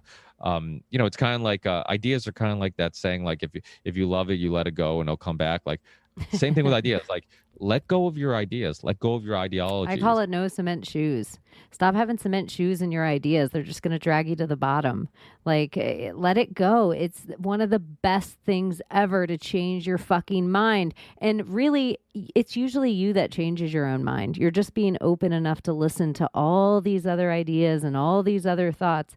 I think we have so much of our ego wrapped up into like, however much time it took me to get my degree and learn this thing. And if I'm wrong about this thing, then so much of my ego and who I've been and money I wasted on learning this thing goes along with it. I think that's another reason it's so easy to indoctrinate us, because we've all invested so much time learning what we know. So to find out it's not the thing, that's like, oh, what does that make me now? Where do I go from here? It's easier to trick somebody than convince them they've been tricked. It's, yeah, I mean, you resist. I mean, the second somebody tells you something that, like, okay, I've exhausted all my, all the evidence and facts, and I've looked at everything and I've explored everything. This is my conclusion. And then all of a sudden somebody says that conclusion is wrong. You're like, well, what the fuck, man? Like, of course your first reaction is to push back. So yeah, I mean, ego is a huge part of it. I mean, I don't think anybody likes to be wrong. Nobody likes to feel like an idiot because they don't know something. So what we need to do is change the fact that, like, change your perspective on being wrong. Like, being wrong means you're a little closer to being right. You've acknowledged that, okay, I had this incorrect. Well, that means I'm a little closer to kind of figuring it out, which is a much better option than just being married to an idea that's incorrect. But because it's your idea and you've told everybody it was your idea, now I have to defend it because I don't want to be wrong, So, I mean, that's why debates are so valuable and so pointless at the same time, because what type of debate is it, right? Like, is it two people who are really exploring ideas and challenging each other and looking for some common ground, or looking to filter out the bad ideas with good ideas? Like, I always say you fight bad ideas with good ideas, and you don't censor ideas. You just fight them with good ideas. You let all the ideas be in the public domain and you let people decide. But so often with debates, it's not about that. It's about, like, who's a better debater, who's better at defending their perspective or ideas or opinion. And you used to see a lot of those atheists versus religious people debates, and they were fun, because I was always curious, like, okay, how is this person going to defend that idea? Because he just asked a really valid question, and it's fun, and it's a fun little exercise. But at the end, it's like nobody goes, you know what? I was religious, but now after this debate, I have decided to take off my cross and I am an atheist, and both sides are equally as a extremist as the other side, right? Like, they're both extreme, they're atheists are the same ones who they'll criticize Christians or Catholics or whoever for their views. And I think they're an important step. They're an important religion that everybody usually has to go through on their, like, spiritual awakening. But they would never see themselves as a religion, but they try to convert more people than a Jehovah's Witness. That's actually a really good point. Yeah, they are constantly trying to convert people. They have symbolism. They have preachers. They have a doctrine. Because they're also the people of science, so that's their religion. And a lot of atheists are like, oh, I'm not religious, I'm not spiritual, I like to I'm a fan of science, and it's like, well, I'd almost say you could take any religious book you want, including Scientology, and they might have more truth than if you took the scientific doctrine and ran with that, because I would say more science is wrong science, and most real scientists will tell you most scientific studies are done on top of the backs of bad scientific studies. So if good science is done, big pharma or big science won't let it out, or somebody buys the idea, or a country buys the idea and stifles it and puts it down, so we're not getting it. Some military or some country or some Jeff Bezos is purchasing it in some back channel somewhere.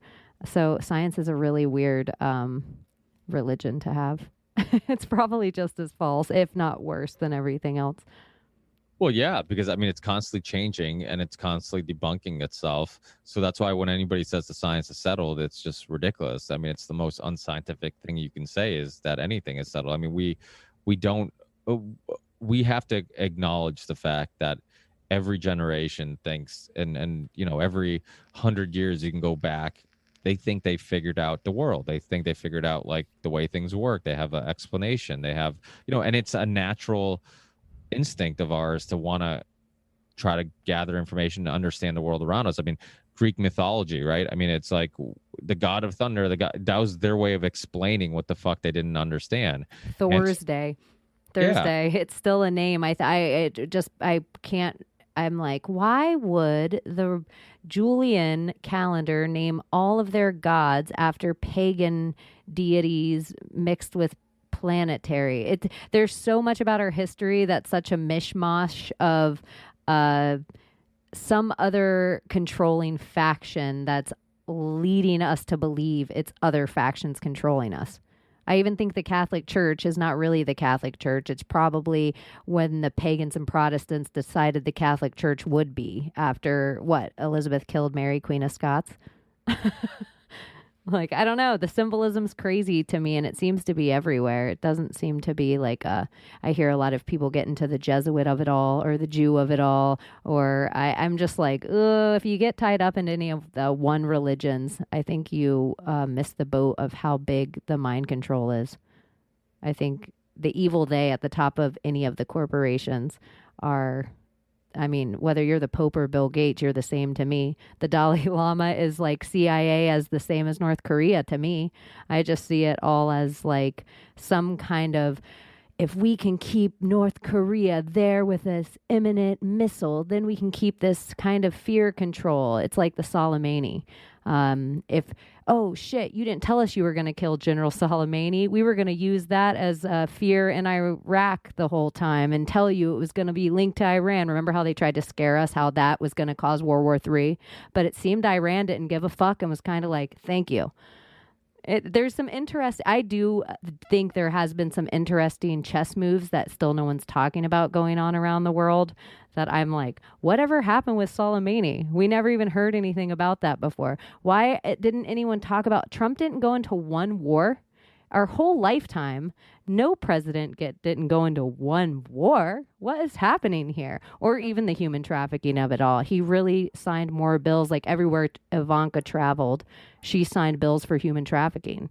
And they gave more money to human trafficking and rescued more human traffickers, or arrested more human traffickers than any other president before him.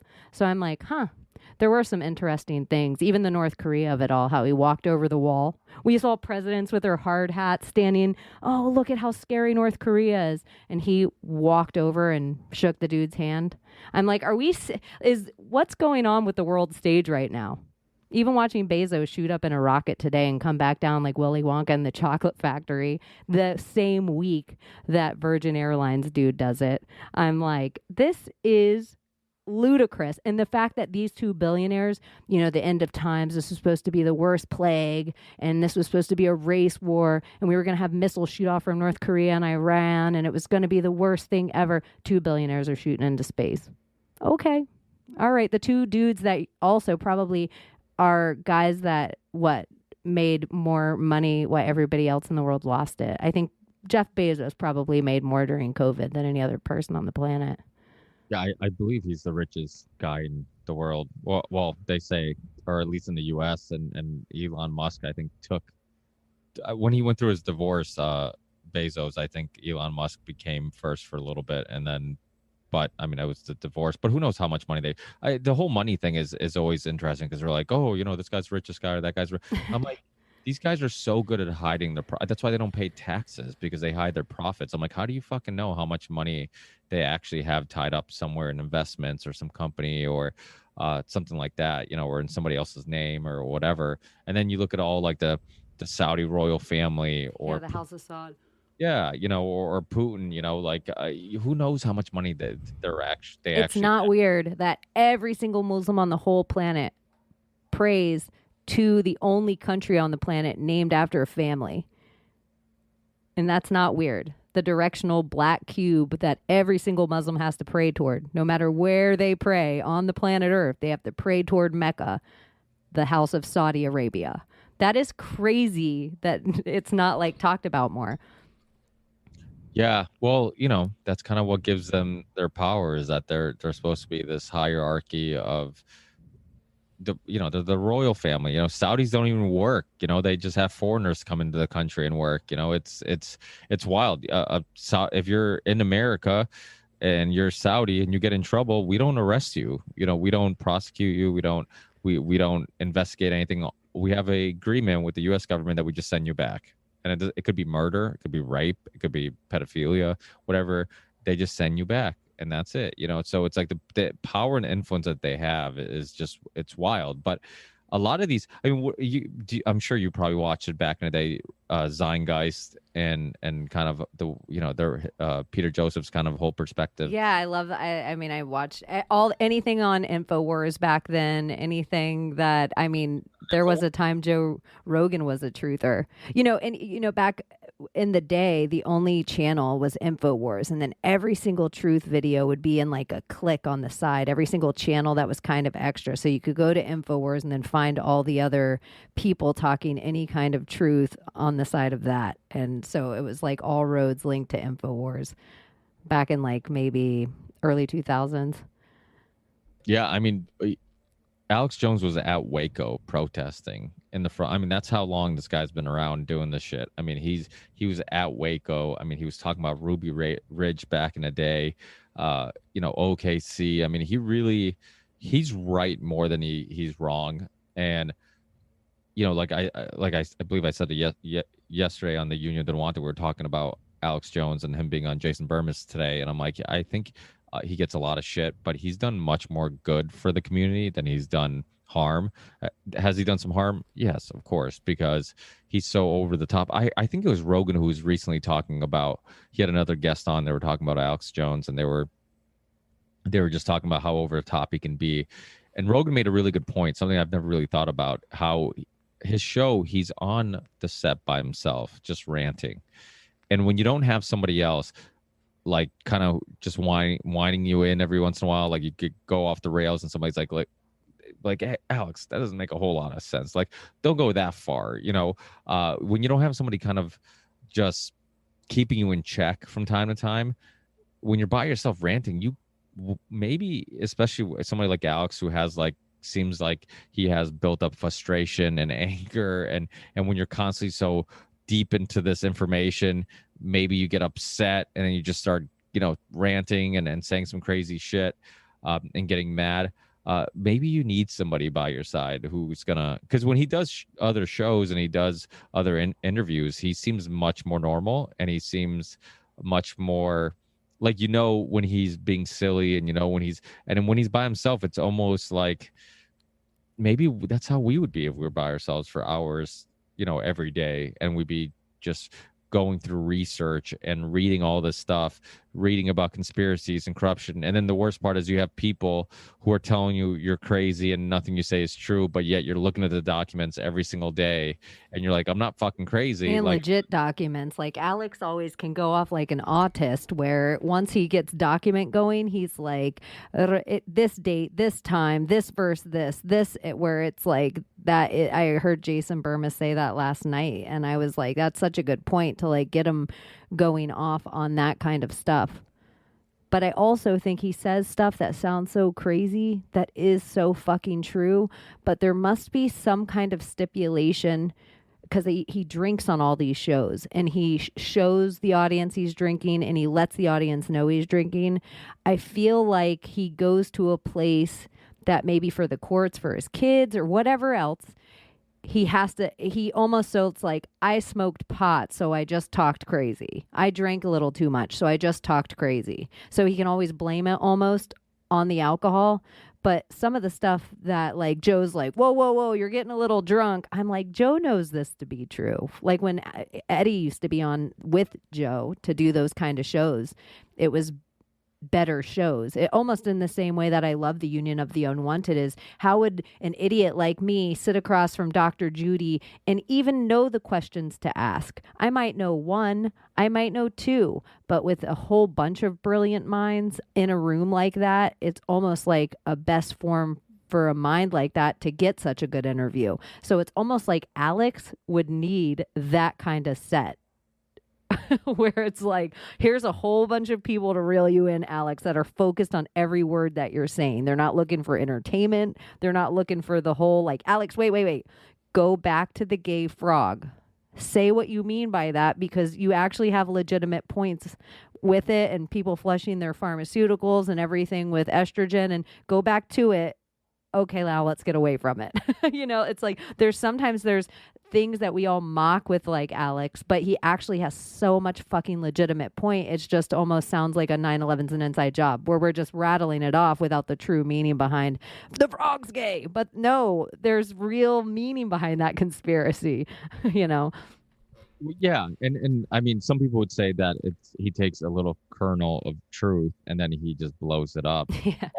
And I'm sure he does at times, and he has, but like you said, there's a lot of things, and the problem with that is that if he does that with one story, people dismiss everything he says, and it's like there's a lot of times he says something that seems like, okay, this is definitely one of those times he's saying something over the top, too crazy to believe, and then next thing you know, you look into it and you're like, oh, okay, this is how he came to this conclusion. There's actually some truth here. There's some evidence, and throughout the years, I mean, InfoWars has had so many whistleblowers, so many people who are ex-FBI, ex-CIA, ex-this, ex-that, worked for this intelligence organization, worked for here, so it's like he's had a lot of legit people on there. So he never went hardcore into Pizzagate, but Alex never not said there was human trafficking and pedophiles in the highest realms of government. So he never had to focus, and he might have said it once or twice or had one person on, but he never had to focus in on it because he was always talking about it.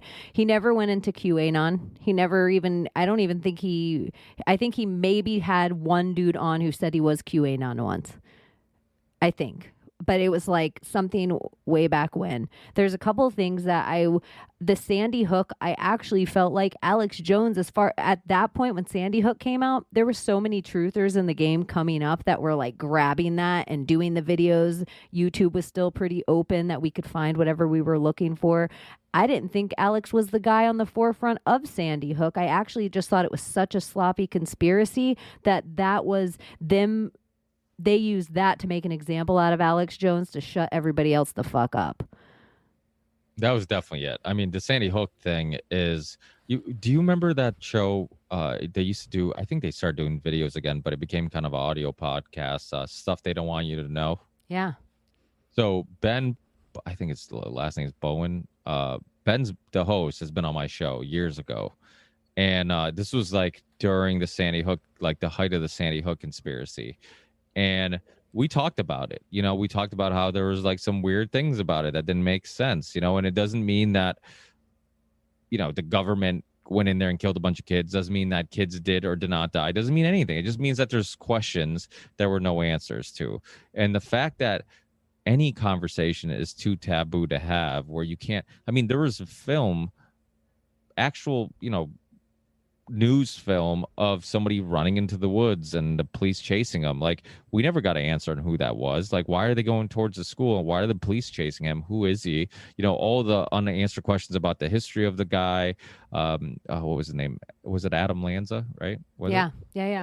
And him, his family, all the weird things about that. It's like, I don't live that far from Connecticut. I live at the border of Massachusetts and Connecticut.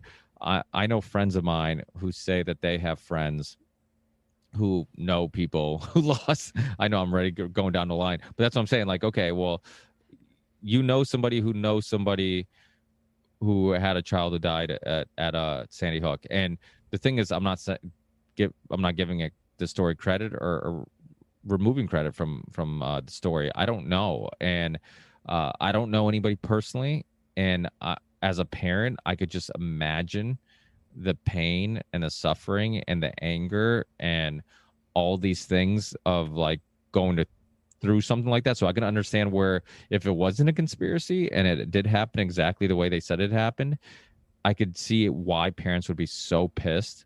But I also understand, like you said, like Alex Jones was not the face of this conspiracy.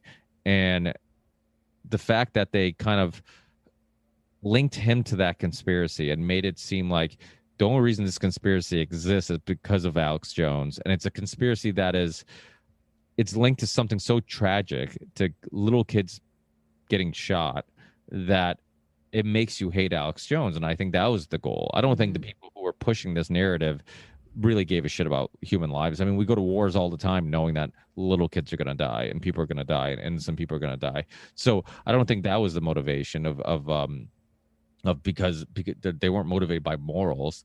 I think, like you said, it was about demonizing Alex Jones and making him look like, a creep, and making him and trying to paint this picture of, look how dangerous conspiracies are. You're basically telling parents who went through the most horrific thing that, that they didn't, that didn't happen, and they're lying. But there was that video too, again, as a parent, and I remember watching it before I had kids, that parent right before they went on air to talk. Remember that? Remember the parent That who, crisis actor dad? yeah, who, it's like he was laughing and kind of like, and again, do people laugh at wakes and funerals sometimes? Like, you kind of try to lighten up the moment. Yeah, it doesn't, it doesn't mean that there's not a dead body in that casket. People sometimes, I mean, my wife just had her grandmother passed away. She was in her 80s, and at the wake, at the funeral, sometimes, it's a very emotional moment for everybody. Sometimes you bust out a joke, or sometimes you try to talk about something more positive to kind of lighten the mood, and not be depressed and sad the whole time. So maybe that's what the cameras got. Maybe the cameras got him, trying, maybe he's been crying and really depressed and whatever, and maybe in that moment the cameras just caught him kind of making having some little chat about something more positive, and he seemed like he was in a better mood for that split second. It's like, it doesn't paint the whole picture. I mean, does it seem a little bit suspicious? Absolutely. I mean, I'm a parent. I don't know if I lost a child, I don't know if anything could make me smile again, so that was a little weird. But it doesn't prove either or. It's like, there's enough there to be like, that's definitely weird. You can't deny that it's not weird. That's the thing that I think people have to be open to. Like, okay, undeniably, it doesn't tell you the whole story, and it doesn't prove anything. But undeniably, you can't deny that there's not something weird about that. It could be something weird that it just looks weird because of the timing of it. Like I said, the cameras just happen to be on them. Maybe when somebody said a joke, or maybe somebody was trying to lighten the mood by talking about something positive. But you can't deny, and this goes into the whole big tech censorship thing, and fighting bad ideas with good ideas. My big issue with this is, why can't it be discussed? Why can't we talk about it? Why should any topic not be discussed? It's like, I'm a big fan of Dr. Christopher Ryan. He's been on my show before, and I've been attempting to get him on the Union of Unwanted for a long time. I got him on one time for about like 2 seconds, and then he decided he didn't want to be on, and he ended up. But when we edited the video, when I uploaded the video, I made sure that I didn't start the video after he dropped out, because I'm like, I want to make sure that people know that he did show up one time, and he just decided afterwards that he didn't like the whole format of having that many people on a call. And I don't know, and it was a very at the time there's a lot of tensions because it was right before the election, and I think a lot of people were just emotional, and a lot of people got triggered very easily, and it was really hard to have faith in having a discussion with a bunch of people without somebody being mean or disrespectful or whatever. So maybe that's what it was. But one thing, and this is a whole nother tangent, sorry, because I go off. No worries. I like the vacation and the rambles. So one thing, I remember listening to a podcast, and him talking about how he was getting emails. He was talking about pedophilia, and because he wrote the book Sex at Dawn, so he's very open to talking about these kind of taboo topics, especially in regards to like sex and stuff like that. And so he was doing an interview. He did a podcast, and I think whatever they discussed ended up sparking some listeners into writing him, talking about their personal experience about being molested, and not actually having any trauma or an issue with it. And only after, when everybody told them that, hey, this should be traumatizing, this is super bad, that's what caused the trauma. And it was and so my point of bringing this up is like, it's such a something I've never even pondered on, that those cases even exist, that could be a thing, that somebody could actually be molested, which we all kind of accept in our culture as one of the most horrific crimes, and then it actually didn't have a emotional or mental negative impact on them, and it was the cultural thing of everybody saying it should have an impact on them is actually what led to the negative impact on them. So it was like, but my point is, I love the fact that he was willing to even talk about this on the air. Like, that's something that you'd talk about, maybe share with, like, you know, a private conversation with some of your personal friends who you think you could talk about this and not be judged by even entertaining this idea, you know. But to me, that's I when I hear people who are willing to kind of go down those rabbit holes and ask those questions that most people are too afraid to ask or even talk about, to me, that I'm interested, because I don't like to believe I understand or know anything. And when somebody can shine a light on something I've never even pondered on, something I've never even knew was a possibility, it's fascinating. It's fascinating because it's like how little we understand about other people's experiences and how we all pretend to understand what people are going through, and how much culture and our environment actually has a effect on the way we perceive our events, our life events. I mean, you could go through something that somebody else could see as trauma, or could cause trauma, and then I could go through it, and just because the way I'm looking at it is different, it could not be trauma, you know, or it could less trauma, you know. And it's all, so much of it's cultural and where you grow up. I mean, the reason why I have Muslim friends, I have a lot of Lebanese friends, they, you know, the idea of Portuguese people eating pork, to them it's disgusting, you know. I'm Portuguese, and pork, you know, we make chouriça, which is you know, sausage with pork. Pork's kind of a meat that we eat a lot of, and they see it as disgusting. You know, I have a friend of mine who's convinced and tells me. Are you from Brazil? No, I'm actually from Portugal. Oh, okay. But yeah, there are obviously a lot of Portuguese. I'm MMA. That's my. I know. I seem like I know a little bit, but really, it's just all on what fighters I like from what countries. So I'm like, oh, Portuguese or Brazilian. Yeah, well, you know, it's funny that there's not a whole lot of Portuguese MMA fighters. That's why I didn't think Portugal. I went right to Brazil. Yeah. I mean, the one just. Did you watch the last UFC? Mm-hmm. Did you see Chris Montinho, the guy who fought Sean O'Malley? Yes. Portuguese. Yeah, he was Portuguese. He had the Portuguese flag. I'm glad he's getting another fight in the UFC. They should have let him go his last freaking 30 seconds of the fight. I'm like, now is when you decide to stop the fight. Like now, like let the guy go out on his shield. Exactly. I'm like, this dude took 250 punches to the face. I think Sean O'Malley got more tired throwing the punches than he got, you know, receiving them. And yet, like 30, if you don't stop, I mean, if you stop it earlier, you know, stop it earlier in the fight. If you get to that far, just let it go. Because on his record, there's a pride thing, you know, and I understand the idea of, like, you know, you have to protect the fighters. There's 30 seconds left. This dude obviously has proven after 3 rounds that he can take a punch. And, you know, maybe you prevented a little bit of brain damage, but it was more for Sugar. He brings so much, because he's such a big Twitch guy. He brings so much audience to the UFC that it looks better for him if he has a KO on his knockout.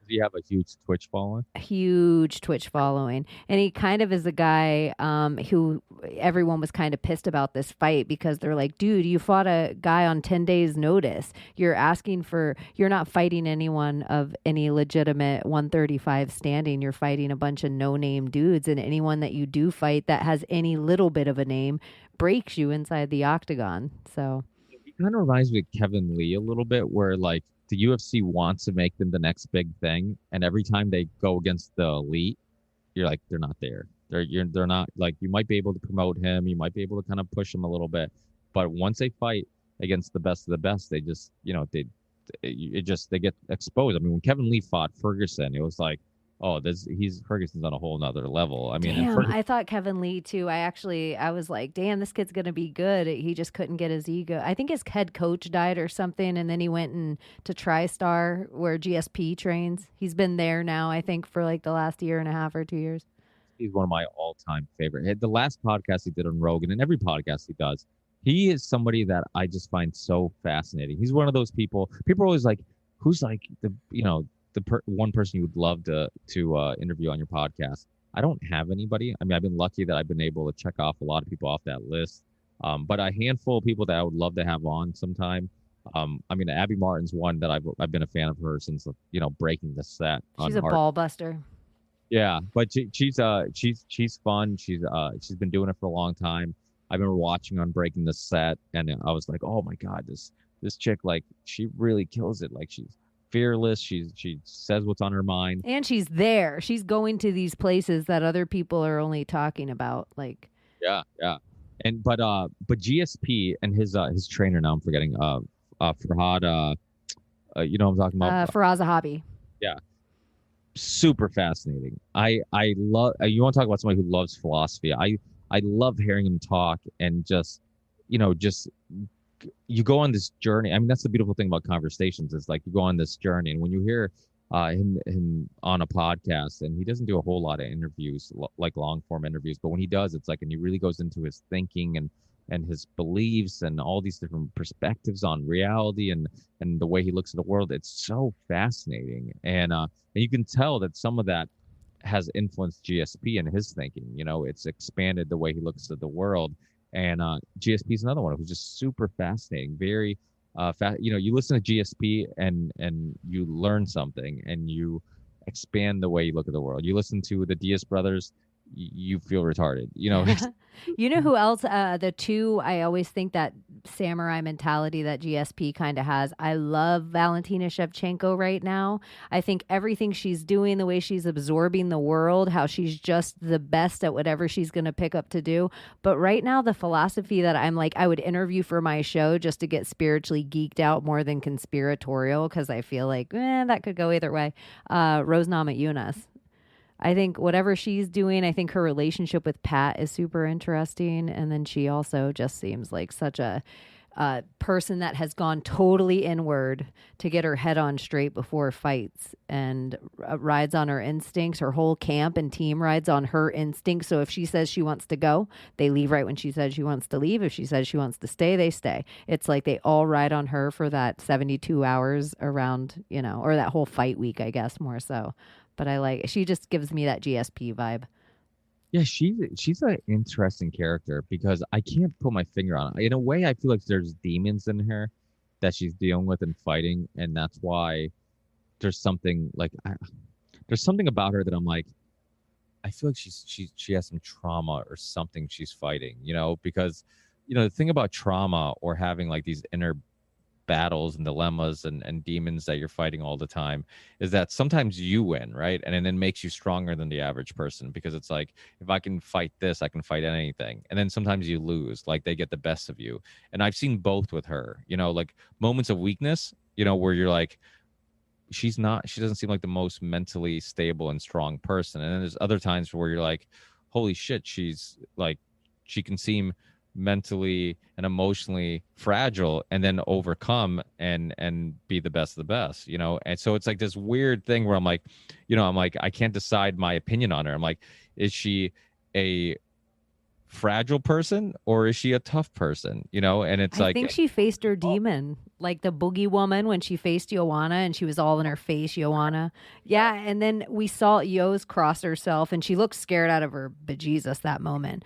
But ever since then, it's been like a whole different kind of Rose. But then the other funny on the opposite, GSP backstage before all his fights, one of my favorite stories is Brendan Walsh being like, he was all nervous and kind of sick. It was one of his first fights in the UFC, and he just all of a sudden some big strong hands grab him, and it's like, Brendan, I am terrified. I do not want to go out there, Brendan. And it's like GSP, and he just gets totally terrified and lets it all out right before he fights. And he's verbal, and everybody else back there is like, dude, you're freaking me out. I gotta fight. well, that's the thing. Like, we all have these internal discussions and dilemmas and fears, and we fail, we succeed. Like, we all have, we go through similar experiences, and a lot of times TV celebrities, somebody's success, when you only see their success and you don't see their failures, you like, and then when you failed, you're like, I'm a failure because this person's, everything's going right with them and they don't have the same doubts that I have. And then you hear over and over again, like, so many people have imposter syndrome, you know. I have imposter syndrome. I mean, there's times where, not so much now, just because I try not to think about it as much. But I remember like the first couple times somebody asked me to be interviewed. I'm like, why? I'm like, what are you going to talk to me about? Like, I don't have anything. I'm like, you do know, like, I barely graduated high school. I work a full-time job. This podcast is the most interesting thing I do because I bring on interesting people, not because I'm interesting. And it's, so it was one of those things where it was like this imposter syndrome where I'm like, I'm like, why does anybody want to listen to me? Why would anybody want to ask me questions?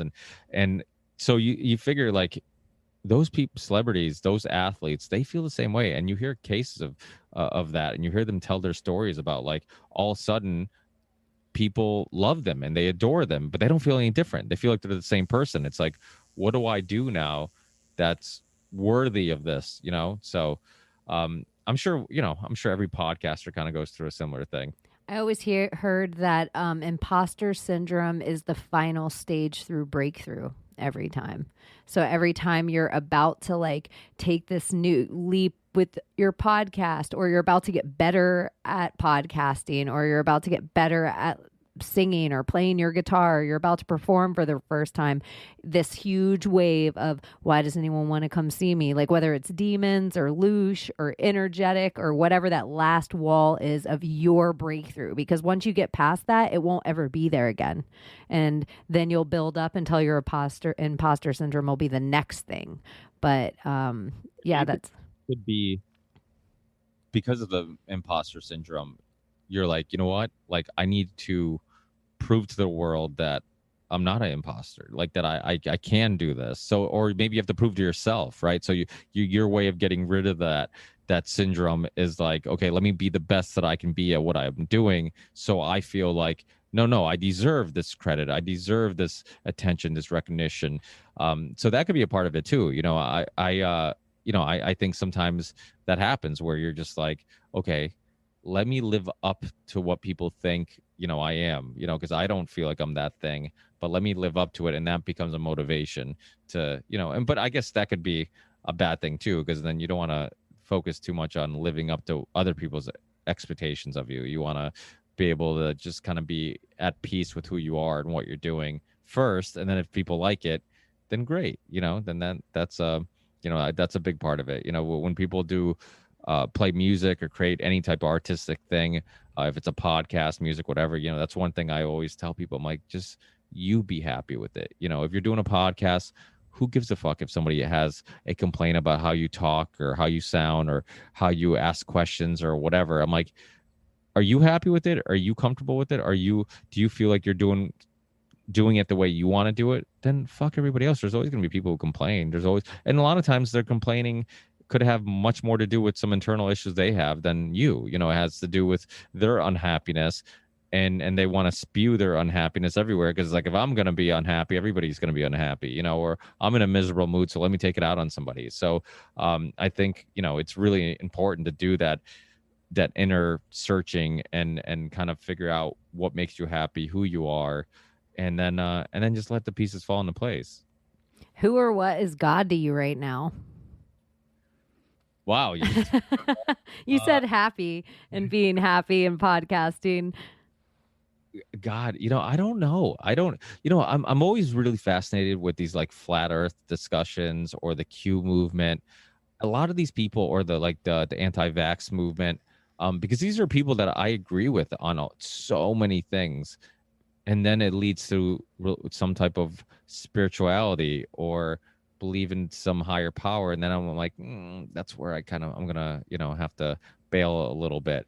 It's not because I'm always curious on like what's what came first, right? It's like, did spirituality lead you to this logic and this perspective, or did this perspective lead you to the spirituality? I have the same question with like we did a whole Union of Unwanted on Bitcoin and cryptocurrency, and we had these guys that were like extreme, like they're extremists when it came down to Bitcoin. Like all the other New York Yankees, Boston Red Sox now. That's what XRP and Bitcoin are. We're just picking, since we as a generation stopped playing sports, the only new things we can talk about and compare are Bitcoin. So we don't know how to play football. So how would we talk about football around a water cooler? We haven't played baseball. How would we talk about that or watch it and enjoy it? So the only things we can talk about are these little Candy Crush world events. So it's us pecking with our thumbs and trading.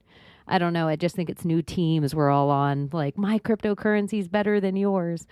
Yeah, it's a tribal thing. I mean, we definitely do that. I mean, we're all very tribalistic. We try to find, and the other thing too is like we also, when we talk about being tribalistic, sometimes we look at it as like a negative thing. But I think a lot of it's also sometimes just trying to find community. Like maybe you found a family or a community, and then you just want to defend it. Like Soul maybe, fam. yeah, it's like we're talking about cults before. I mean, the people who join cults a lot of times are lost souls looking for a home. You don't see a whole lot of people who have all their Are shit together. cryptocurrencies cults like the same as an idea? Like, I've invested too much in this to turn around. That's exactly it. And the thing is, like, so when we were doing that Union Unwanted on Bitcoin, we had Max Kaiser on, we had Hotep Jesus, we had a bunch of people on, and some people were like the extremists were saying how they love that Bitcoin gives you the power, it takes the power away from the banks and the governments and all this stuff. But they're so extreme in their views about like all the other coins being shit that they call them shit coins. I'm like, well, are all these good things about Bitcoin? Is that the reason you like Bitcoin, or do you like Bitcoin and those are all the reasons you use to justify your extreme views? Because a lot of the other coins, you can make the same argument, like, okay, it gives you the power, it bypasses governments or all banks. the Bitcoins, the funniest part about the power is they all need power. Everybody talks about what happens in a gridless world, and we're waiting for an EMF or a solar flare or all this thing, and they all have stainless steel numbered things in their pockets and all this, but they all are reliant on a phone, a computer, or some form of power to make any of it work. So are we preparing for the end of times and that's why you're getting your cryptocurrency? Or are you preparing for the end of times and that's why you shouldn't have electric currency? Good point. And the thing is, I know a lot of people like Richard Grove and people that I'm close with, that I respect their opinions, and they're very skeptical about the origin of Bitcoin. It's like, do you just want to put your faith in the fact that nobody controls it, and the guy who created it could be walking on the earth right now, and we don't know who he is or how much he holds or what his motivation was? We want to believe his motivations were pure. We want to believe that it was for this reason or that reason, but it's really all speculation. We don't really know for sure. So it's interesting. I mean, I just think that a lot of times, again, it's like that, to go back to what I said before, do things happen for a reason, or we find a reason why things happen? Sometimes we like to believe like, okay, I like Bitcoin or I like the flat earth theory because it makes sense to me. Or maybe you're a spiritual person who are looking for the answers to help defend the way you look at the world, and you're like, oh, flat earth makes sense because I believe that we're the center of the universe. I believe we're more significant than other planets and other universes, and that the way science has sold us the way to look at the world makes us seem insignificant, and that goes against my worldview. So it's like, what came first, the worldview or the information that kind of justifies your worldview? So it's wild. And you can get on the train with like a lot of what QAnon kids are fighting for. You can get on the train with so much of the bad science of NASA and so much of the weird synchronicity. It's like, it is almost like the cult of everything. You can almost get on the train with so much about Bitcoin, and we do want to decentralize the banks, and we do want more power in the people's hands. But it's like somewhere at the finite end of all these things, they're asking you to have faith in something. You're right. Without a doubt. It's always faith, right? And yeah, I mean, there's nothing wrong with that. I did a Ricky Rants and Rockfin. It's like kind of my exclusive Rockfin show I do from time to time, where it's just like me ranting for like 15, 20 minutes, an hour, but I did one, I think I called it philosophy versus ideology. And I was kind of just playing with the idea of how dangerous ideologies are. And anytime you decided to adopt one, that basically you stop exploring ideas. You have decided that this is where the finish line is. This is like, I'm good. I've explored all the ideas. I've looked at everything from every single perspective. And this is what I've decided makes the most sense. And it's like, anytime you decide that, you've literally also decided to stop thinking and stop questioning, your belief on that specific issue. And that's what I've always loved about philosophy is asking questions and never really coming to any conclusion. It's the same questions being asked over and over again, different perspectives, different But why? It's almost inner child healing to go back to the but why, who, when, where, how, and just keep asking these things to yourself. And because really at the base, I mean, so much of it we don't fucking know, and it's okay not to know. It's okay. And I don't know when I got it. Somewhere in the last 3 years of my life, I hit that wall of all the years of all the research, of all the digging, of all the things where I was like, holy shit, I don't know anything. And there was something so freeing about it. For the first time, I was just anxiety ridden of how much information I could shove into my brain and how many books I needed to read and the rabbit holes I needed to go down and strings I needed to follow. And then it was just like, oh my gosh, I don't know anything. And the philosophy and freedom of philosophizing with other people, sometimes I'm so in awe of an open forum where we all can be authentic and we're just like throwing around ideas without somebody calling you dumb or an asshole or whatever. How much we do know without digging in a book where someone's like, oh my God, have you ever read some great philosophy from some artist back whenever? And you're like, no, I've never read that. And they're like, you just said the exact same thing they said. And you're almost like, well, I don't ever need to read that because I just came to it from my own philosophies. But that's what used to happen somewhere, even in the public forum of politics. We would all have our soapboxes and all of us would be standing down there with our big ideas and our debates, a debate with unsaid rules between gentlemen where we listened to each other speak, and we it wasn't just about winning, it was about sharing ideas. And I think something broke somewhere where it's like even the JFK Richard Nixon of it all, like they won the debate. But it used to just be for these two people to share their platforms and ideas, but now it's a winning. And now we don't win because one of them do win. Yeah, I mean, that's the thing. Like, sometimes people say, "Oh, Ricky, you like to talk. Oh, you're a fan of talking." I'm like, I'm really not a fan of talking. I'm a fan of conversation. When people are just waiting for their turn to share their ideas and they're not listening to the other person's ideas or expanding on them, or just kind of willing to have their ideas challenged as much as they're willing to challenge other people's ideas. To me, that's when the magic happens. It's like when you're having a conversation with somebody, and like you said, you feel comfortable enough to throw out these interesting perspectives and ideas, and you don't feel like anybody's gonna make fun of you or gonna say it's dumb or retarded or whatever. And that's when you really, you start just throwing them out there. You start, I remember talking to the guy who created Rockfin, and he was talking about how at his meetings he would like try to get people comfortable to throw out ridiculous ideas. So sometimes he would throw out ridiculous ideas. Like he would just throw like really silly ideas out. And the whole point was like to make everybody feel comfortable that they could throw out like silly ideas, because sometimes in those silly ideas, you might be self-conscious about like, okay, is this a dumb idea? I shouldn't share it. They're gonna make fun of me.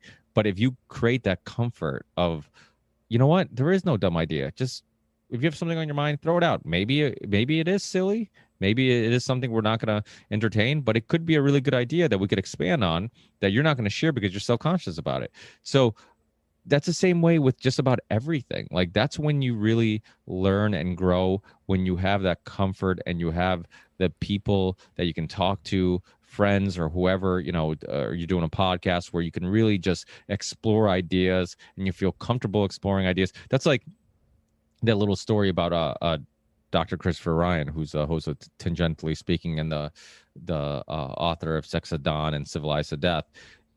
That's what attracted me to him, was that he was willing to explore these ideas that I felt like other people would never explore. He was willing to go down some really interesting thought experiments and just go down those roads and have these thought experiments where I'm just like, oh shit, I've never thought about it that way. Oh, I think I've been told, culturally, that it's taboo to even explore this idea, and he's willing to do it. So to me, that's very interesting, because again, so much of what we know or what we think we know or the way we look at the world is molded for us. It's like when you can kind of break through that and you can explore and you're willing to explore, to me, that's the funnest part of being a human. It's like understanding that it is a illusion, that it's all perspective, that, Adam Curry was on the Rogan podcast not too long ago, and he said something that I think about all the time. He's like, he was talking to Rogan about how his wife and him were talking about No Agenda. That's his podcast, right? Okay. Yeah, No Agenda. It's a great podcast. And he was talking about how he's like, there's talking about people who believe a certain thing, and his wife and him were talking about how ridiculous that belief is, and then they were talking about how, but they're just as confident about their belief as we are that they're wrong. This idea that it was all perspective, right? So I am confident that this person's wrong, and they're equally as confident that I'm wrong. Well, I have to understand that exists. That thing exists. There is no truth with a capital T. There is no you can't be 100% confident on just about anything. You can be wrong, and to understand that you could possibly be wrong, hopefully will lead you to better understanding the world and yourself and get closer to the answers.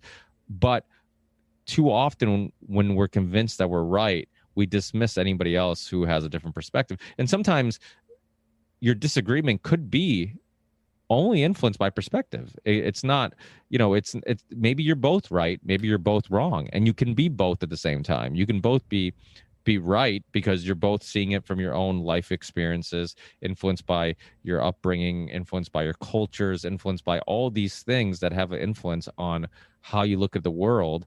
And people like to believe, I had this debate with my co-host. I used to have a co-host back in the day, and we were talking about, like, we're debating this idea of, like, are there things that we all agree are right or wrong? And I'm like, no. I'm like, he's like, murder. I'm like, no. And then he's like, everybody can agree that murder is wrong. No. It's actually, I argue with people all the time. Let someone touch your fucking child and tell me how quickly you don't justify murder. Tell a Christian who's blowing up a birth control clinic that what they did was, wrong. No, they think they're doing it for, what they're doing is to prevent jihad. Yeah, jihad, same thing. So there are no ultimate truths. There are no, some people, and even like I like the free will debate, right? I mean, it's kind of a silly debate, and I know it's been kind of outdone, but I don't think there's a lot of that we get out of saying that there isn't free will. Like, what do we gain from that? But in a way, understanding that there really isn't free will. It isn't. That's where if your free will has been molded for you from the time you came out of the womb, even down to, because, I get into the vax debate with people about it being the spiritual war, and, but if they're going against your free will to stick you, the whole entire thing's been against your free will. It's brainwashing, it's manipulation, it's MK Ultra, it's Project Monarch. So if all that's true, your free will never existed. You've been manipulated from the beginning. So your free will isn't in play anymore. When did our free will go away would be the real question, if free will ever existed. Or is it a collective free will, or just my Chaney personal free will? Well, the thing is about free will, it's like I get to a point in my life where I have to make a decision. Am I some people would say that's your free will. I'm deciding to go left or right. I'm deciding yes, no. I'm deciding whatever answer to that question or whatever decision I'm going to make. I'm deciding that. It's my free will. But the truth is, whatever decision I make or whatever my reaction is, a specific thing, is influenced by the events that happened in my life prior. It's influenced by The people in your life now.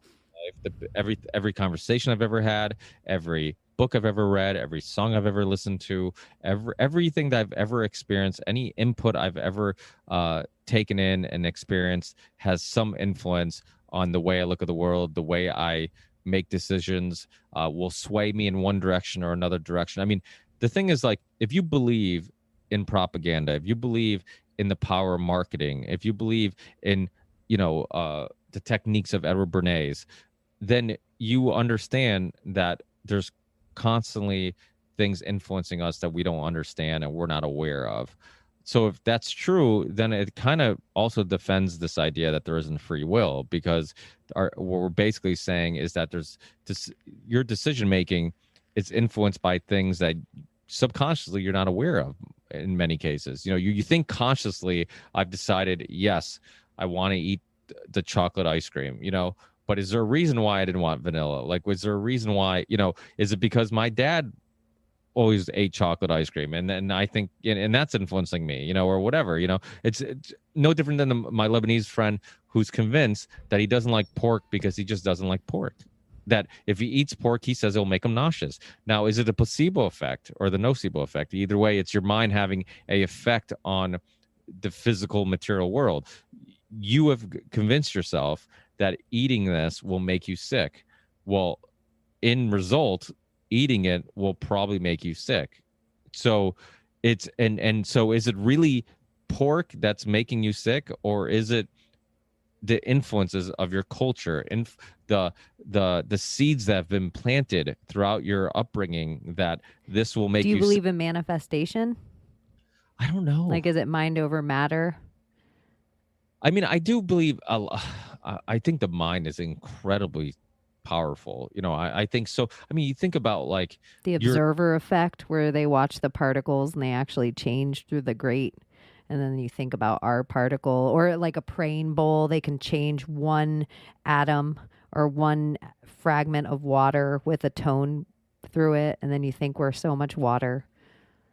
Well, I think there's a lot of stuff that we don't understand. I mean, look at Rupert Sheldrake. He's been on my show, the scientist, the UK scientist. He's very fascinating in regards to the way he looks at the world, and so much of what he talks about, people say it's pseudoscience, but he has experiments and studies that prove that there's something there we don't understand. Like, one thing that he talks about is about how you teach mice, how to go through this maze, and then like generations later, they'll know how to go through that maze quicker and faster, even though they've never seen this like maze. 100 Monkeys stuff. Yeah, exactly. Like a similar type thing. And but what it gets really fascinating, because they're saying that even mice somewhere else at a different location that have never met those mice or not in relations to those mice sometimes seem to learn the maze faster. Like, there's things that are like, we're almost all connected, and there's like a universal consciousness or something,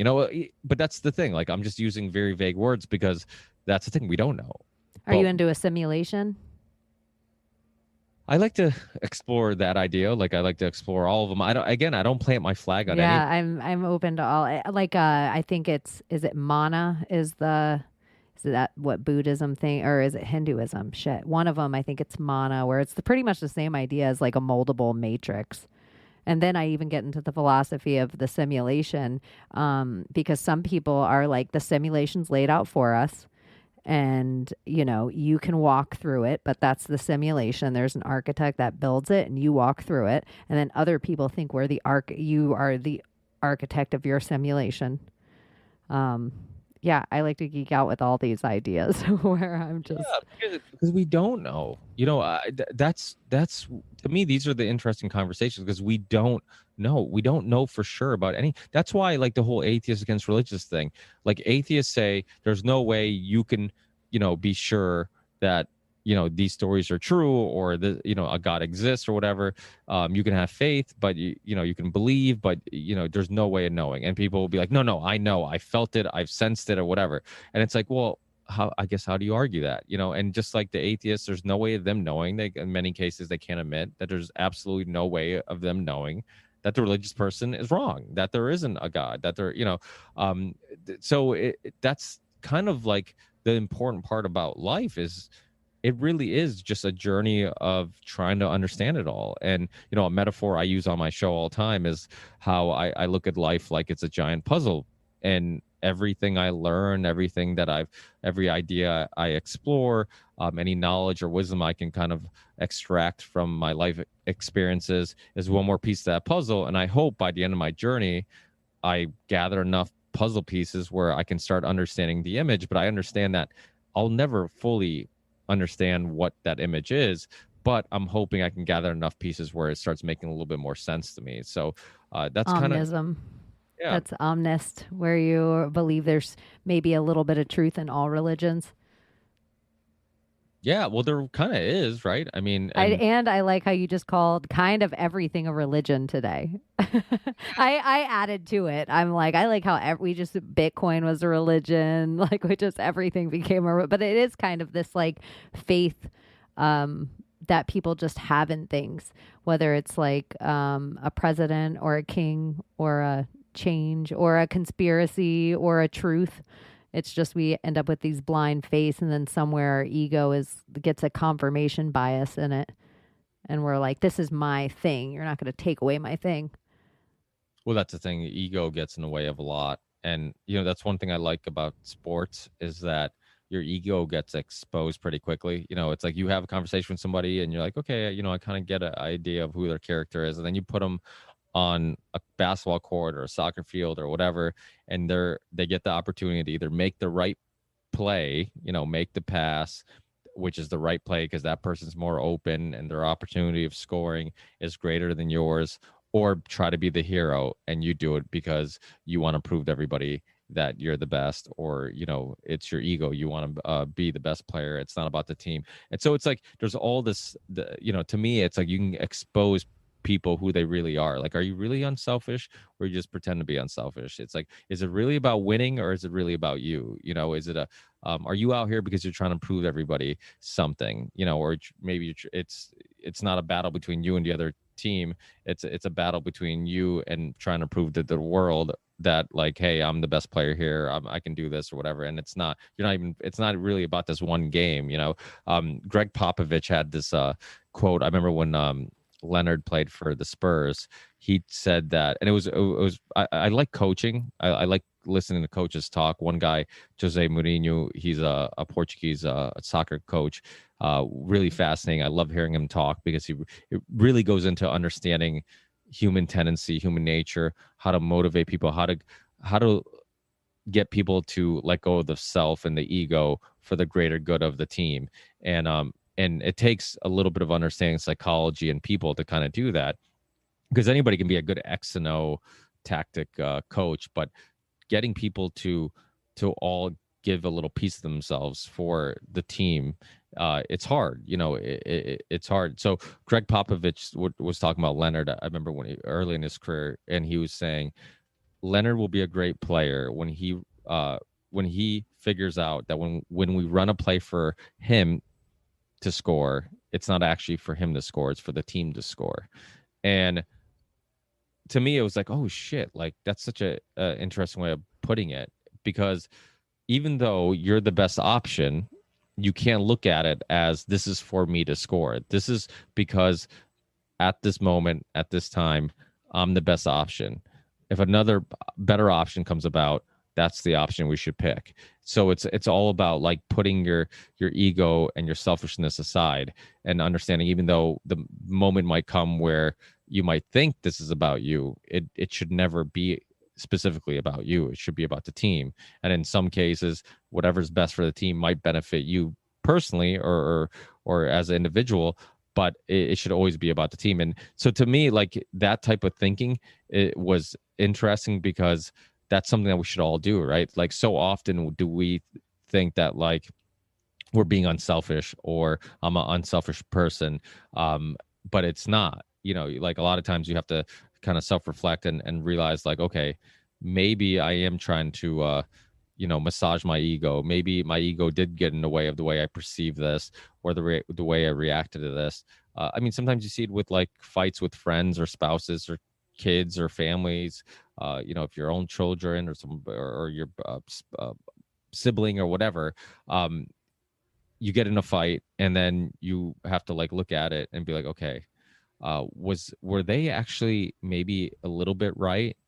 But because there's all this tension, and I don't want to admit to them that that they were right, I fought back and I made the situation worse because my ego got in the way of me being like, okay, actually they did make a point, but I don't want to give them that point because they pissed me off, and I don't like them, or we're always butting heads. And so all those internal conversations and dilemmas, I think, are important. Sometimes sports do help with that. I think you can music and sports, or arts, I should say, and sports, I think both are very important, I think, in our upbringing and who we become as people, because you can do a lot of soul searching. You can learn a lot of life lessons in kind of pursuing. Working as a team's important. And sometimes you're right, you do fail, but your team still wins. And sometimes your team loses and you might have a really good game. And there's a difference of those two feelings on the bus ride back. And there's a difference sometimes when you're a great athlete and you never have any worries, but there's somebody on your team that you watch grow and change because of your tutelage. And sometimes that's helpful too, because when they become a better player, your whole team becomes better. And it's kind of like I used to think this country was so great because Americans really did plant trees they would never feel the shade of. That's what I hope we get back to. And that is kind of like that team sports thing, is sometimes you're going to go out there and you might be able to swing for the fences every time and hit all the home runs in the world, or always make the 3-point shot. But sometimes you just bunt. Sometimes you're just trying to get a walk because it's about the guy on third getting home, or, so I think there is this so much of teamness missing from the younger generations. And I think because of the computer and the COVID of it all, they're cutting it out of us too. Like you even said, like conversation. There's a real art in a conversation. I keep trying to stress it to podcasters, like protect your energy, be aware when you're going on. You're doing something that so few people in the world know how to do anymore. Most people are communicating with their thumbs now. Most people are getting lost in translation with diatribes of shit talking to the people they love on Facebook. And we can come on places like this with total strangers and have, pretty great conversations by just listening and, communicating, and not being cement shooting my ideas, or in some way where I'm like, I'm going to go at this guy's throat for everything he disagrees because I'm here for my fans to see my ego prevail. And it's like, no, I'm here for everyone's minds to change and for all of us to get better as a collective, like rats in a maze, like I could be the one right now to get something from something you say that collectively we all always get forever. That's how I kind of look at things. So like 100 monkeys in a good way. Yeah, that's really interesting. Before you get out of here, and I'm totally going to have to save it for getting into Jesse Ventura, Boston bombing, and craft. I'm like, how are you in Massachusetts? And we didn't talk about this. But tell everyone where to find you. Yeah, so I'm everywhere. I'm on Instagram, Twitter, Parler, Facebook, Float, Odyssey, BitChute, literally everywhere. So you can look up the Ripple Effect podcast. It's on just about every platform, or you can look me up, Ricky Varandas. I'm on all the social media platforms for the time being. I'm also on Rockfin, but just search Ripple Effect podcast wherever you are. If you find me on Facebook, I know a lot of people like to connect on Facebook or hit me up on Instagram or wherever. I'm always willing to kind of chat and share ideas and talk or whatever if you want to, and just look for the podcast. Also look for the Union of Unwanted. We're also available everywhere. The video at the moment is only available on Rockfin and Odyssey because we've been having some issues with YouTube for some reason. I don't know how the Ripple Effect podcast falls through the cracks, but for some reason, the show continues to stay live on YouTube, even though I've had Dr. Robert Malone on and Mickey Willis and Dr. David Martin and Del Bigtree on a bunch. And I don't know how, but it still exists. I'm sure I'm shadow banned to some extent. And, but you can always get the audio everywhere. So I highly recommend everybody subscribing to the audio feeds. That way you don't miss out on anything due to censorship on the video platforms, because for some reason the audio platforms seem to be a safer place for now. You are awesome. Thanks for hanging out, and you're a great host of the Union too. It gets kind of crazy, and I'm always in awe at how much format you keep. So thanks for hanging out with me. Yeah. It almost happens organically. So many people are like, oh, how do you, isn't it hard to get everybody to kind of not talk over? I'm like, not really. I'm like, it's weird. It kind of just happens. Like, you get cool people together and they're pretty polite. Like, they're pretty, they wait for their turn to talk. They don't talk over each other often. Yeah, every once in a while you'll get that. But if you have 20 or 30 people on a call and you can only pick out a handful of times where you have to, like, I guess, calm everybody down or arrange who's going to talk next, then that's pretty impressive. That shows that you get people together who are honestly looking to just share ideas and hear ideas. Then most of the time those people are, and then I guess that goes back to what we were talking about before.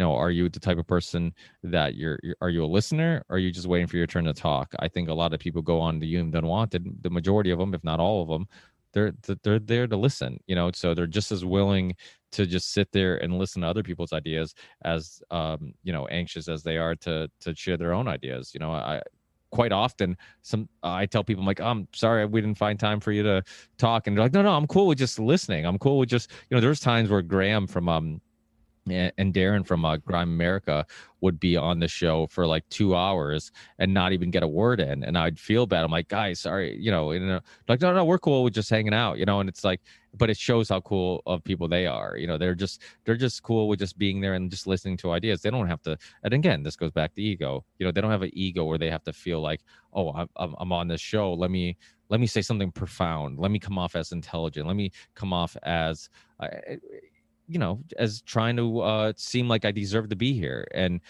I think a little bit is a lack of ego. And I think a little bit is also just being comfortable with who you are and not having to feel the need to have to impress people. So it's been a cool little experiment, and hopefully the show keeps growing and people appreciate it for what it is. And that's a community. The Telegram, people help each other out, people do each other's shows.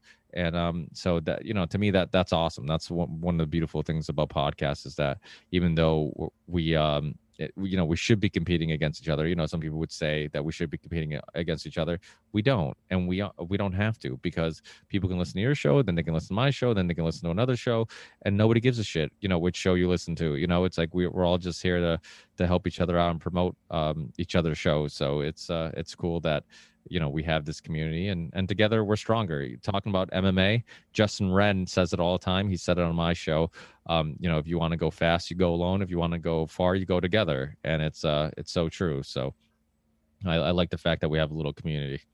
I do too. I am grateful to be a part, and even more grateful when I do just get to listen as a fan. And it's so awesome too, because every time I even witness the Union of the Unwanted, I find another podcast that I'm like, I have to listen to that, or another person that I'm like, I didn't even know about them. I have to delve into their work. So it's like a rabbit hole of podcasts.